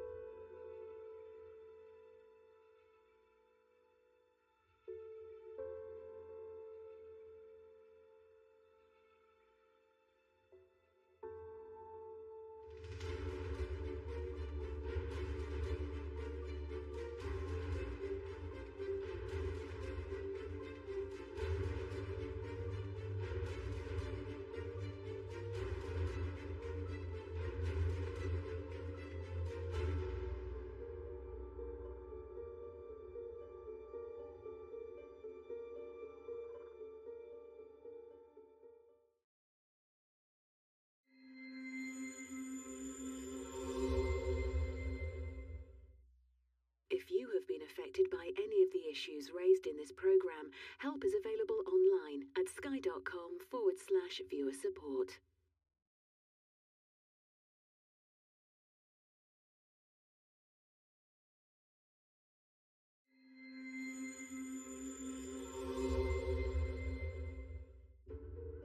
Whenever there's a murder, it's the job of detectives to find out who the killer is and how they killed. And often it's forensic evidence which provides the clues. The finding of his DNA wasn't just on the murder weapon, it was on a most important part of the murder weapon. This evidence was the breakthrough that we needed. The forensic evidence in this case was crucial. In this series, we shine a light on how cutting-edge forensic techniques and the power of science brought the most dangerous killers to justice. A truly horrific criminal, a monster. It's a hammer blow. You don't know how you're going to carry on. We'll hear how some of the most disturbing crimes were solved, thanks to the tiniest fragments of evidence. He basically said to me, she's in the house, go and find her. The amount of blood that was there indicated that there was a frenzied attack. There was no reasonable explanation for them. That's why he changed his plea. And how even the most forensically aware of killers couldn't beat the experts and hide their crimes. The key thing about having a DNA profile is you've got probably the sharpest tool in the box. I was so elated beforehand. We didn't have the evidence, and all of a sudden, we'd cracked it. In this episode, a horrific discovery on a picturesque beach. It wasn't a normal crime scene because it was by the shore, and the police had to take into account the fact that the tide was coming in. A finding that shocked police and the community of a small seaside town. Some little girls had come across whilst playing on the beach, a head and hands. They didn't know where the rest of the body was. And a brazen killer caught on CCTV. He's swinging it as he's walking along the road. This is Forensics, Catching the Killer.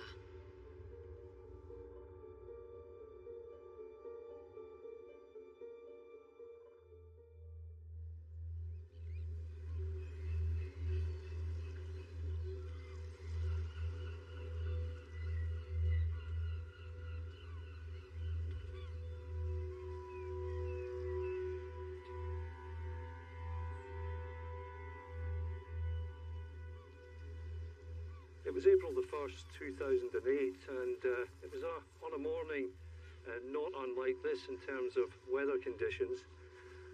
Very quiet. The school holidays were on at the time, so two sisters who lived nearby were on the beach, and they came down to play.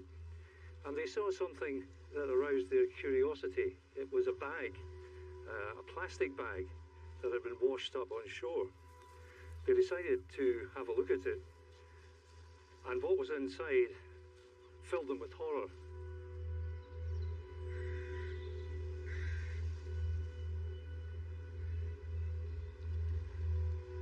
Inside a supermarket carrier bag, wrapped in a bin liner, was a human head. one can only wonder about what effect this had on these little girls, because to have made this sort of discovery as an adult would be traumatic enough. I think at the time, even their mother, because it was April the 1st, might have thought that it was some sort of hoax, but it soon became apparent that it wasn't. And the police were called. They came down here and very rapidly closed off the area. It became a major crime scene.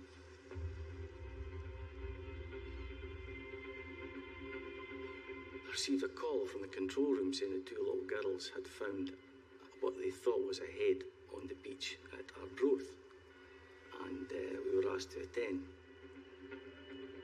Bob Sterling was a detective constable for Tayside Police at the time. When I arrived there on South Street in Arbroath, I met up with two uniformed officers who were guarding the scene. So I made my way to the actual site and saw a black plastic bag. I gave it a cursory examination and I could just see through it I could see human hair, and decided that this was real. The beach was cordoned and dozens of police were called in to search for more clues.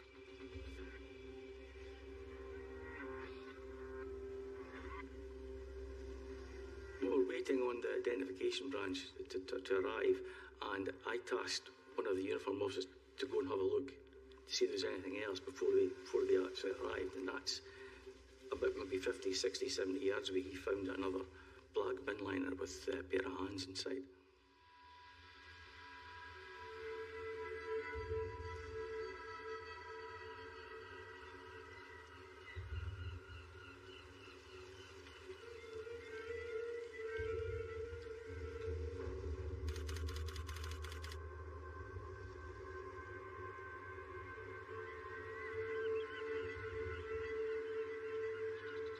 Word would have got round very, very quickly about what had happened here, and there's no doubt about it, this would have reverberated right throughout the county of Angus. To have body parts found on the beach would have set tongues wagging in a big way. This is a friendly town, small compared to other places. And we just cannot believe that such a thing is happening in our town.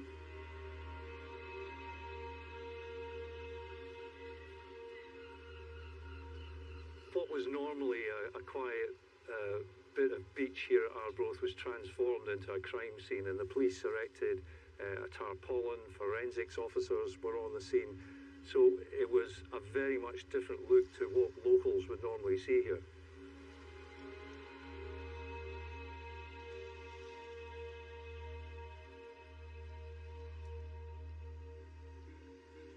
It wasn't a normal crime scene because it was by the shore, and the police had to take into account the fact that the tide was coming in.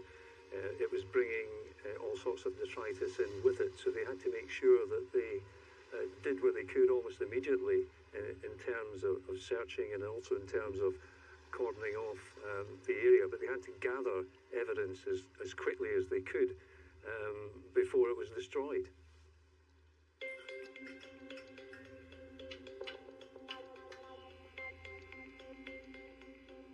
For forensic pathologist David Sadler, the fast approaching tide meant not visiting the crime scene as standard practice would usually require.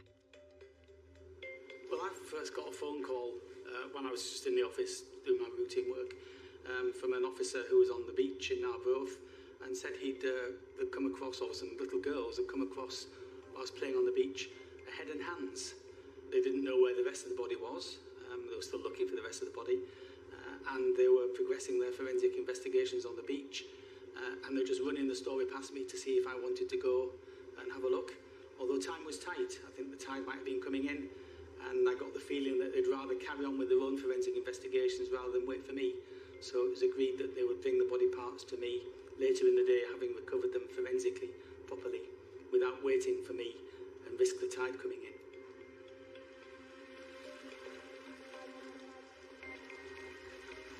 forensics team continued to scour the beach for more clues, David Sadler began the post-mortem examination.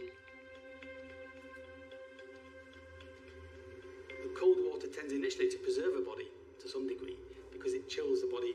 So in a body that's drowned or even just found dead in the water from any cause, putrefaction might take a few days to get going.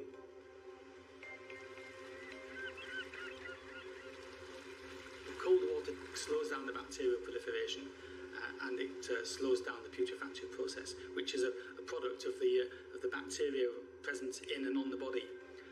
And in water, that tends to get washed away, and the cold environment tends to preserve the body to some degree until you take it out of the water. Then it seems to catch up.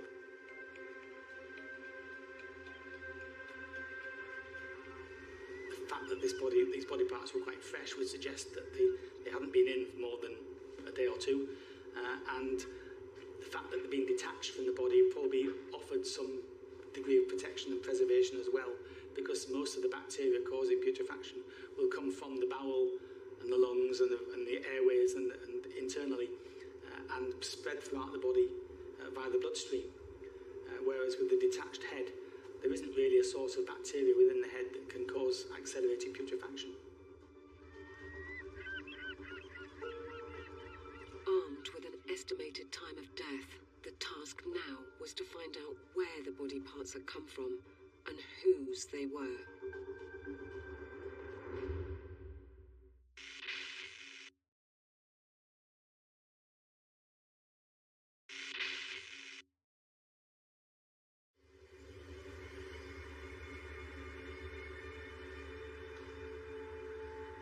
In April 2008, in the Scottish seaside town of Arbroath, two young sisters made a terrifying discovery. A human head washed up on the beach inside a plastic bag.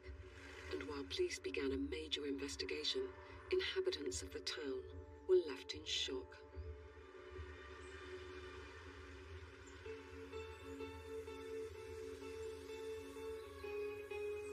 The types of crimes you'd find in Arbroath are just the typical types of crimes that you would expect in any kind of town. You've got your assaults, you obviously have some kind of violence in those areas, but it's mostly house breakings, minor fracas that you might expect. No massive crime problem in the town at that time.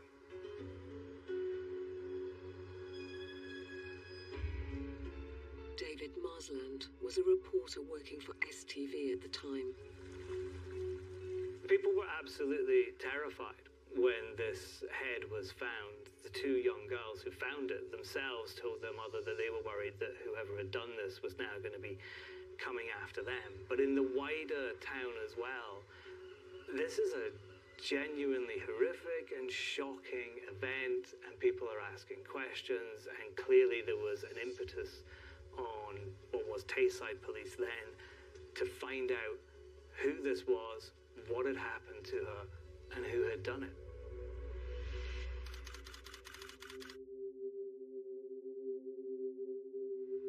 Because the body parts had been washed up by the tide, there was speculation of how far they may have travelled. If the victim was local, it could be easier to identify her. We did make investigation with the harbour master, and he was able to tell me that anything that's thrown from the harbour wall into the sea at that particular point will always get washed up on that beach. He more or less said there's no other possibility, high tide, low tide. If something goes in there, it always comes back onto the shore at South Street. He was quite adamant about it.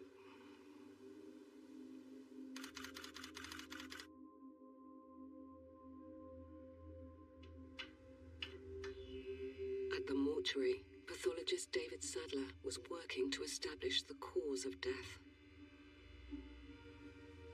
Whenever we just got a head and hands, it might be, we wouldn't necessarily expect to have the cause of death. If the deceased had been stabbed, for instance, then we'd expect to find the stab wounds on the torso, and the head might not show much. But in this case, there was enough subtle trauma to the head and face that gave us a good head start in establishing a cause of death.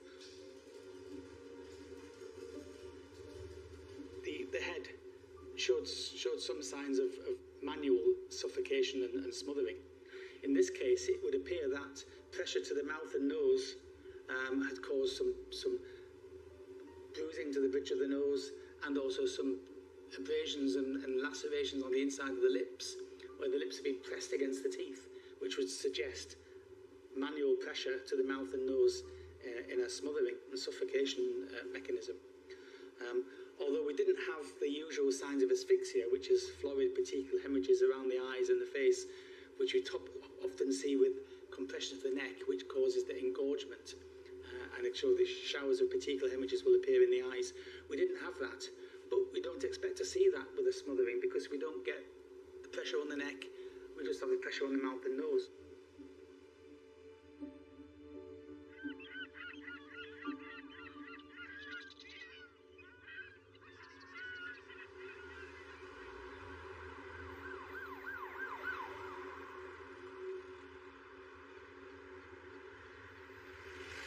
This is Arbroath Police Station. This is the scene where the incident was placed.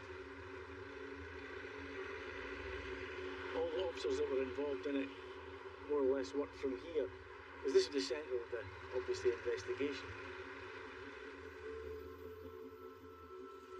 Initially, a photograph was taken of the head once it had been at the mortuary, and it was brought back to Arbroath Police Office and put on the incident board where the room was set up for the inquiry. And a female officer looked at it and thought she recognised the woman as being someone who'd assisted in an inquiry about a month before in Brechin. She thought she recognised the person as being a migrant worker who assisted as an interpreter in a previous inquiry, and she thought her name was Jolanta Bladaiti.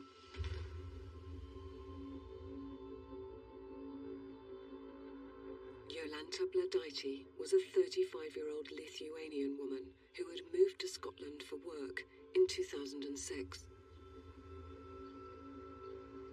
This woman had assisted in trying to identify who had perpetrated a robbery in Brechin about a month before on another migrant worker. And this is how this policewoman thought this was who it was. And you know, where she stayed and where she worked, because she worked in the agricultural industry. So inquiries, I think, were then made with her boss, who positively identified Jolanta Bladaiti.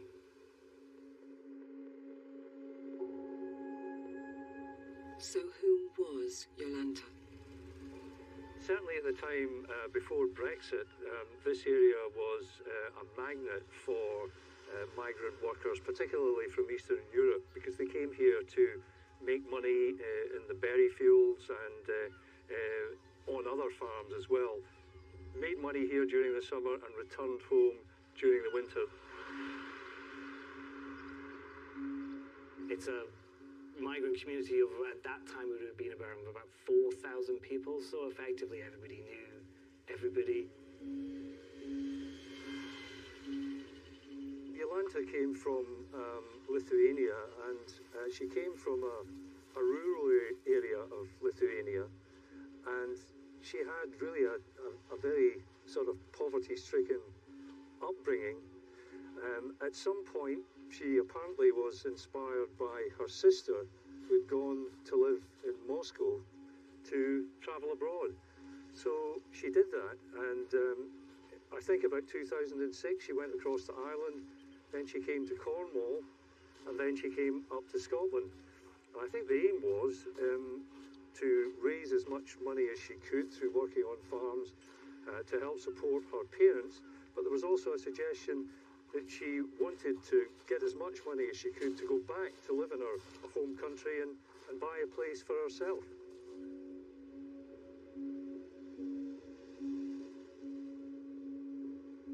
She saved her cash, she did everything she could. She was extremely frugal, despite sending money back home to her sick father, who was dying from cancer.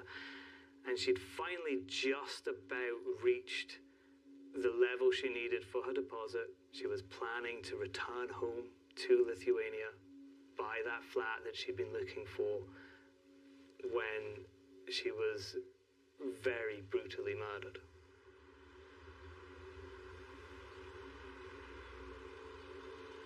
With a name for the victim, police attention was drawn 14 miles away to Brechin, where Jolanta lived.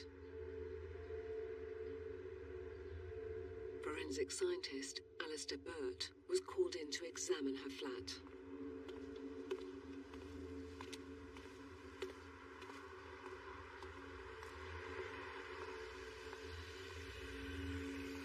It was a first floor flat, had to go up past the half landing into the bed set. There was about 4 bed sets and a communal bathroom.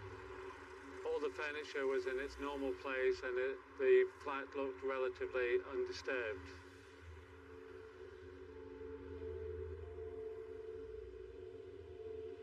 I examined a number of the rooms for blood. When I got to the bathroom, we discovered watery bloodstains under the carpet and in the bath, and that was the likely site where the body had been dismembered.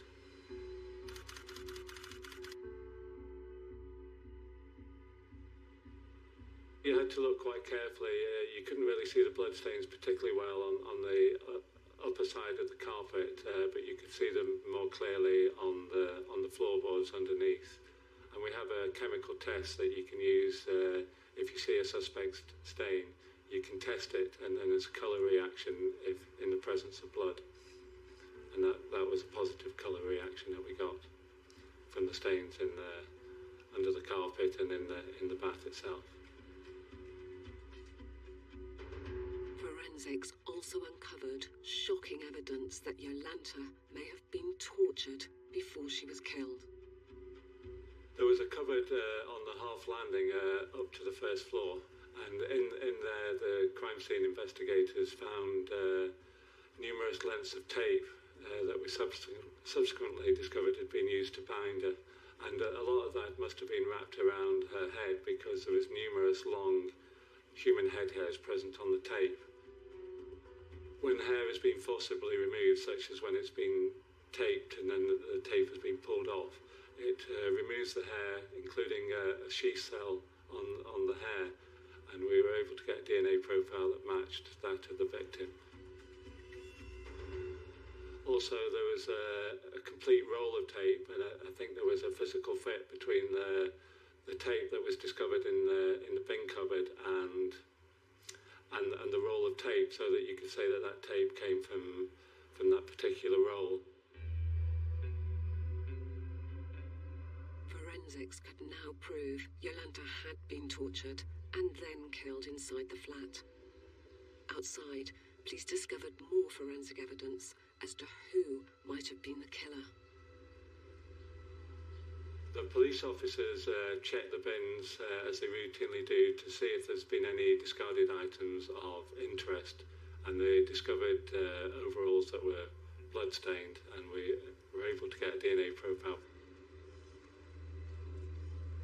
While the forensic team continued to search the building, detectives made door-to-door inquiries to see who knew Jolanta and what the motive for her murder could be. When police found out where Jolanta lived, they also discovered who she was living with. One of the people there was a man, 19-year-old, called Alexander Skarda, who Jolanta had believed to be her friend. She had known him almost all the time that she had been in Arbroath. He had overheard her talking about the money that she had saved and her excitement that she was going to be going home to buy her own house, which is something that she'd always wanted to do. That's why she was in Scotland. Witnesses told police that Skarda had recently been seen hanging around with another man, 40-year-old Vitas Plitnikas. Could these two men help reveal how and why Jolanta had been killed?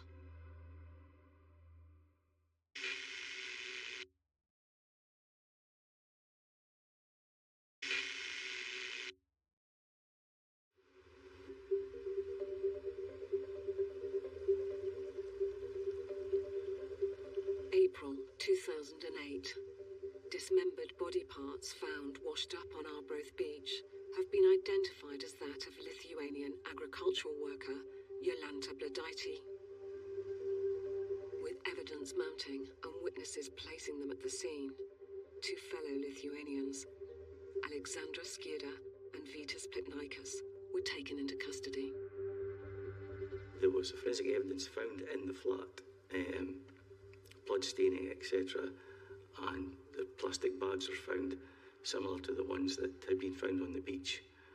And a receipt was found as well regarding the purchase of the bags in a shop in Brechin. They were subsequently interviewed separately.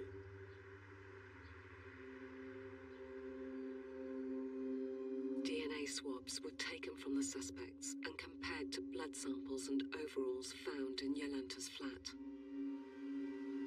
We weren't looking specifically for DNA that matched Skierda at the crime scene because you'd expect to find that anyway, given that he lived there. So we looked for things that are out of the ordinary. We got bloodstains on the outside of the overalls which matched that of Jolanta. And we also managed to get DNA profiles from the inside of the overalls where people are likely to leave DNA if they've been wearing the overalls. And we got DNA profiles that matched that of Skierda.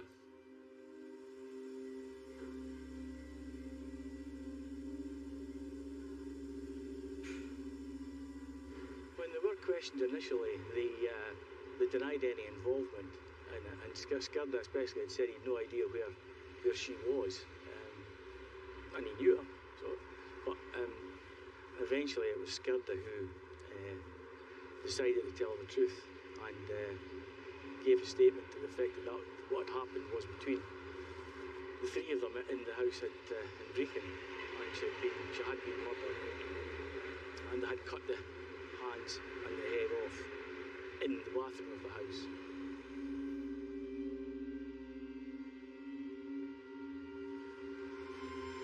He was a young man, and I think the pressure just got to him really, because he'd been interviewed so many times that he was backed into a corner. I don't think he could actually find a way out other than just eventually come away with the truth. Whereas Plitnikas was he was twice as old as him, and he probably thought, I could keep spinning this out as long as I can. But Skierda didn't. It was one against the other.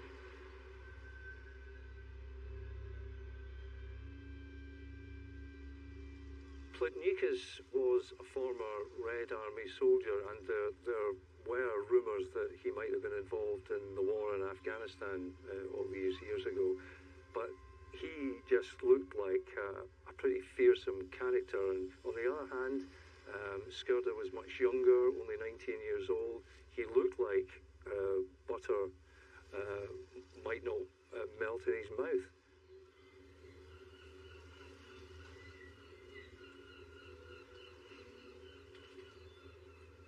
The two of them hatched a plot to kill Jolanta Bladaitė and take all that money that she had worked so hard to earn. They had a time pressure on them because she was about to leave Scotland to go home to Lithuania. I think they believed that Jolanta had somewhere in the region of £7,000 in her bank account, a TSB account, and they fully intended to get as much of that as they possibly could. I think their idea was to try and do withdrawals before and after midnight so they can get the maximum amount.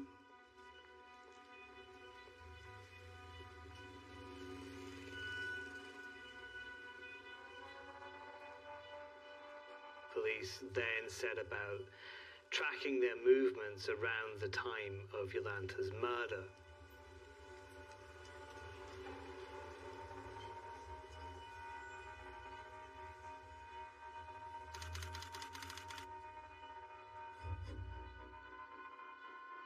It was a couple of days, before we got all the downloads and had a look at it and see what He was actually quite easy to identify because he had a pronounced limp.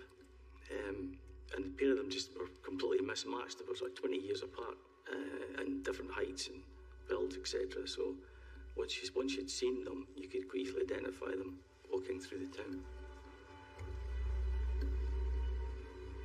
CCTV showed the pair travelling for well over an hour by bus, carrying the plastic bag that contained Jolanta's severed head. They got the bus from Brechin to a little village called Freecombe, and then got another connecting bus from Freecombe to Arbroath. And they get off the bus at Catherine Street in Arbroath, and they're seen walking down the road, and gets Skirda that has the head, and he's swinging it as he's walking along the road. Plignitis is walking on crutches at this point due to an injury that he had previously when he'd been a soldier in the Russian army. And then they went down towards the harbour and threw the head in the water in the hands.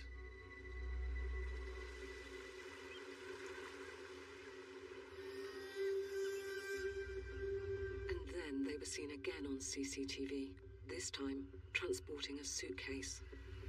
The next day they got a lift from another friend of theirs who took them in his car with the suitcase in it. Liddell's car park is just at the back of the police station there, and that's where the car was. They dropped off with the suitcase. The car parked and they dropped off with the suitcase, and then walked in that direction to head towards the harbour. Just like Skirda and Plitnikas had done with the carrier bag holding Jolanta's head, they tossed the suitcase containing the rest of her body, weighed down with bricks, off the harbour wall.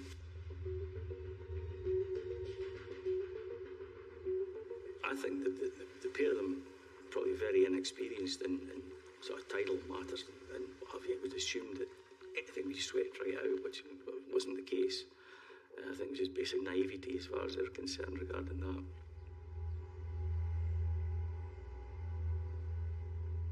Police divers went into the water there, and they quite quickly found the suitcase with Jolanta's torso in it that had been thrown in. Well, part of the thinking of Plitnikas and Skirda was that if they dismembered Jolanta's body, they would effectively make her disappear and perhaps make people think that she'd earned enough money, she'd reached the target, and that she'd gone home to Lithuania.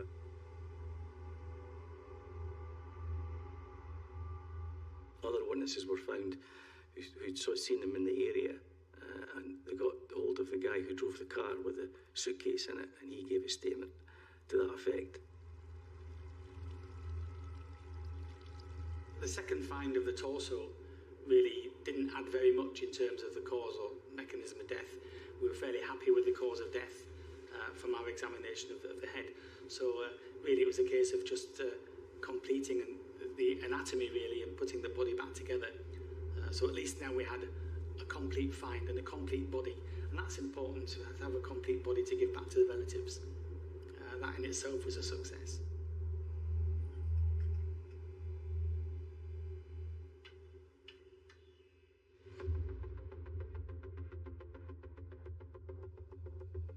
Alexander Skirda was not really all that well known to the police, but Plitnitis definitely was. He was a disqualified driver, and he dabbled in a lot of things, petty thefts, etc. So he was known, without a doubt.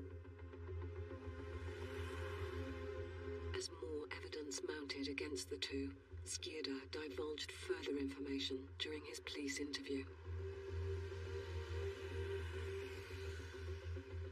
Plitnitis had money worries. He wasn't working, and he wasn't claiming he didn't get any state benefit. But it was basically just he didn't have much at all, and that was the reason that it was carried out. Skirda didn't have any money either. He was quite poor.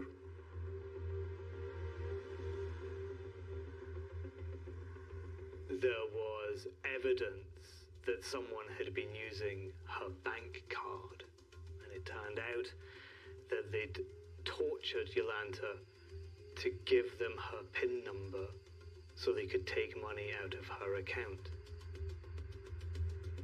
Under further questioning, Skirda revealed more about what had been done to Jolanta before she died. Skirda was the one who broke first, really. He did admit how the poor woman had been assaulted in the house and made to give up the PIN number. Initially, she gave him the wrong PIN number, and Plignitis had gone out to try and get money from a shop not far from where they stayed. It obviously didn't work, and he came back in a rage, and eventually she gave up her PIN number, and they did get some money, but then at this time they decided that was it. She wasn't going to survive, and they made the conscious decision to kill her.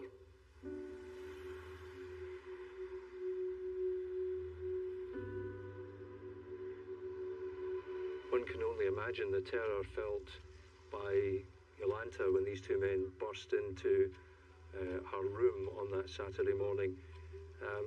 There was quite a contrast between the brutish appearance of Plitnikas and the younger, more baby-faced look of Alexandra Skirda.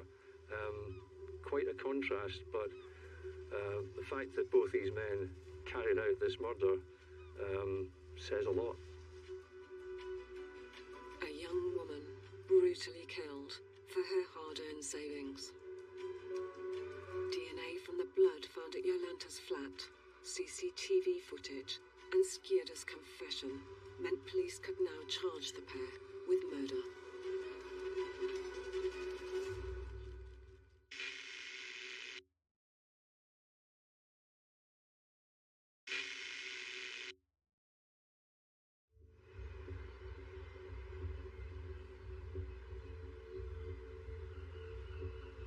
On the 7th of April 2008, less than a week after the discovery of the dismembered remains of Jolanta Bladaiti, two men, Alexandras Skirda and Vitas Plitnikas, were charged with her murder.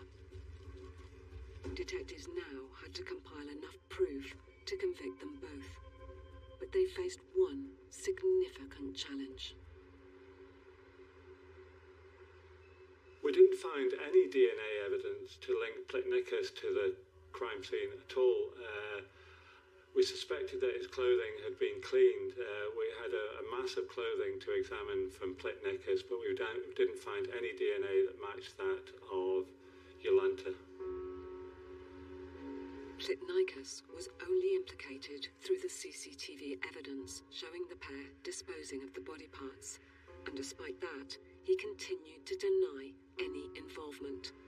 But in the end, the most compelling evidence against Plitnikas came from his own accomplice. Trial took place at Edinburgh High Court. Skirda tendered a plea of guilty and gave evidence in the witness box against his co-accused, Vitas Plitnikas. It was a slow case because everything had to be translated into Lithuanian, so it took quite a while. Skirda had implicated Plitnikas in the murder, and I was called to give evidence to help corroborate Skirda's story. Forensics was very important in this case because we were able to show that Jolanta had been killed and dismembered in her own bedsit. There was the bloodstains that were found in the bathroom, and they subsequently matched that of the victim. And we were also able to find that she'd been tied up or bound with tape because we found her hairs, or hairs that matched her at least, on the tape. We were also able to find overalls that were likely to have been worn by Skirda, and we were able to find blood that matched Jolanta on those overalls. If a person is found with bloodstains on their clothing and it matches that of the victim, then that's useful in securing a conviction. It depends on the circumstances, obviously. If the suspect said that they were helping the victim or had some reason to have the blood of someone else on their clothing, then that could be a possible explanation. But there was no such explanation from Skirda as to why Jolanta's blood was on his overalls. Skirda and Plitnikas were very different in court. Skirda, just a teenager, had broken down while being interrogated by police. It was Skirda who had confessed. It was Skirda who told them what they'd done. It was Skirda who had implicated Pletnykus. And inside court, he was humble. He was trying to give evidence. He was trying to explain what had happened under cross-examination, sometimes quite aggressive cross-examination. He had been relatively consistent in his story. Pletnykus, a former soldier in the Russian army, was belligerent. He was bullish. He lied in court.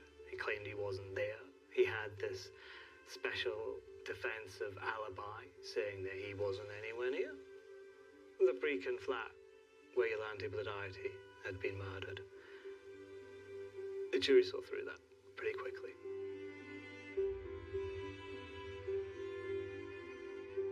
At the conclusion of the trial, Pletnykus was found guilty and given a sentence of 28 years. He was subsequently deported. Skirda eventually ended up being given an 18-year sentence, which I believe he's still serving in Scotland. Because of his cooperation with the police and trial, Skirda received a minimal life sentence. But Pletnykus showed no remorse for his brutal crime.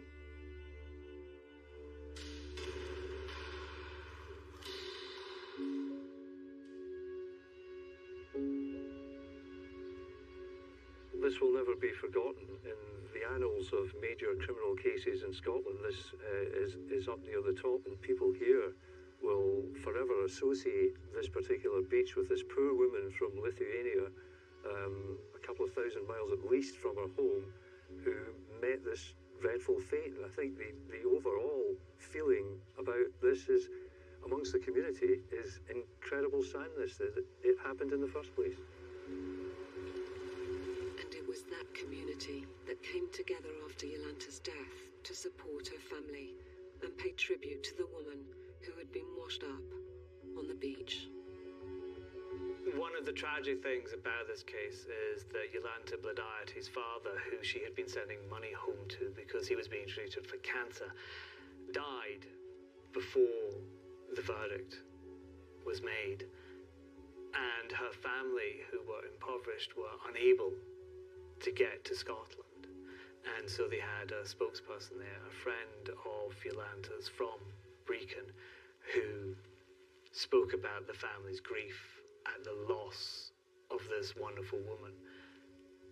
And that, plus the circumstances of her death, really affected the people of Brecon and Arbroath and the county of Angus, where those two towns lie.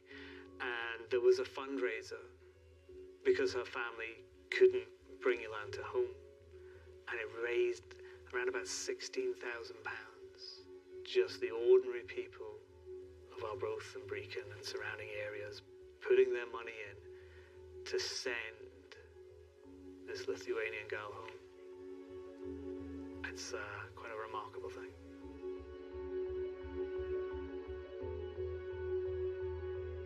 Following the memorial and fundraiser, Jolanta's remains were repatriated back to her family. And she was finally buried there, in her hometown of Alytus.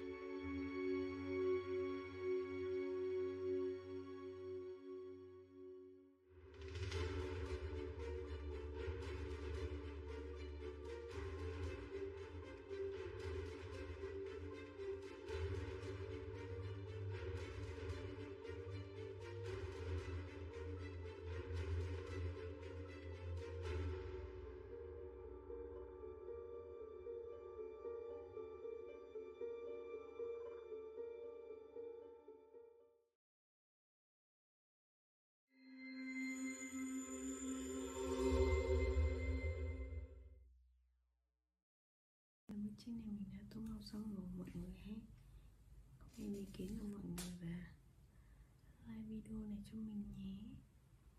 Bye bye mọi người. Xin chào mọi người. Bây giờ mình sẽ tô tóc. Mình sẽ tô bức tranh em bé.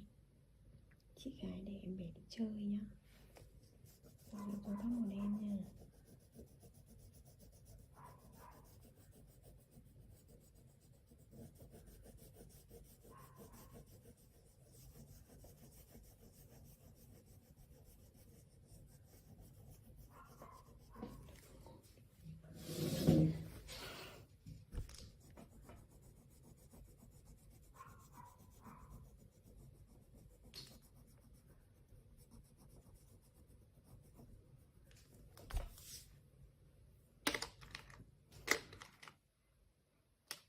Mình sẽ tô váy màu xanh nhé.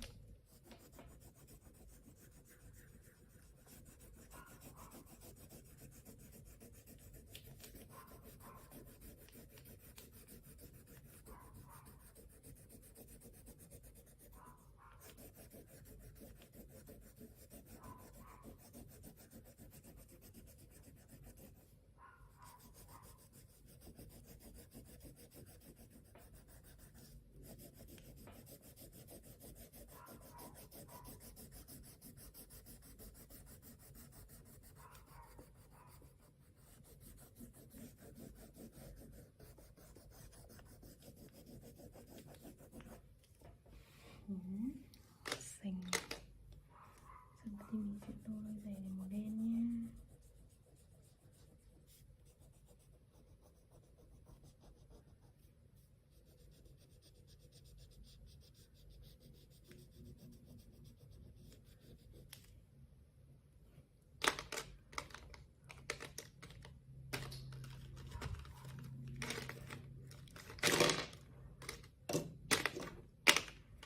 Tô em bé, tô chăn của em bé màu hồng này.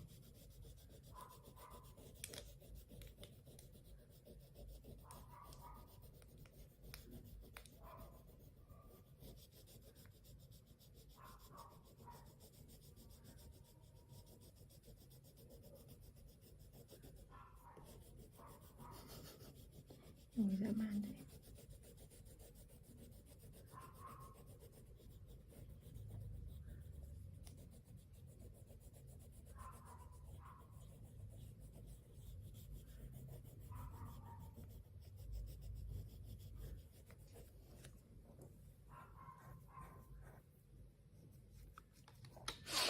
Xe này màu xám nha.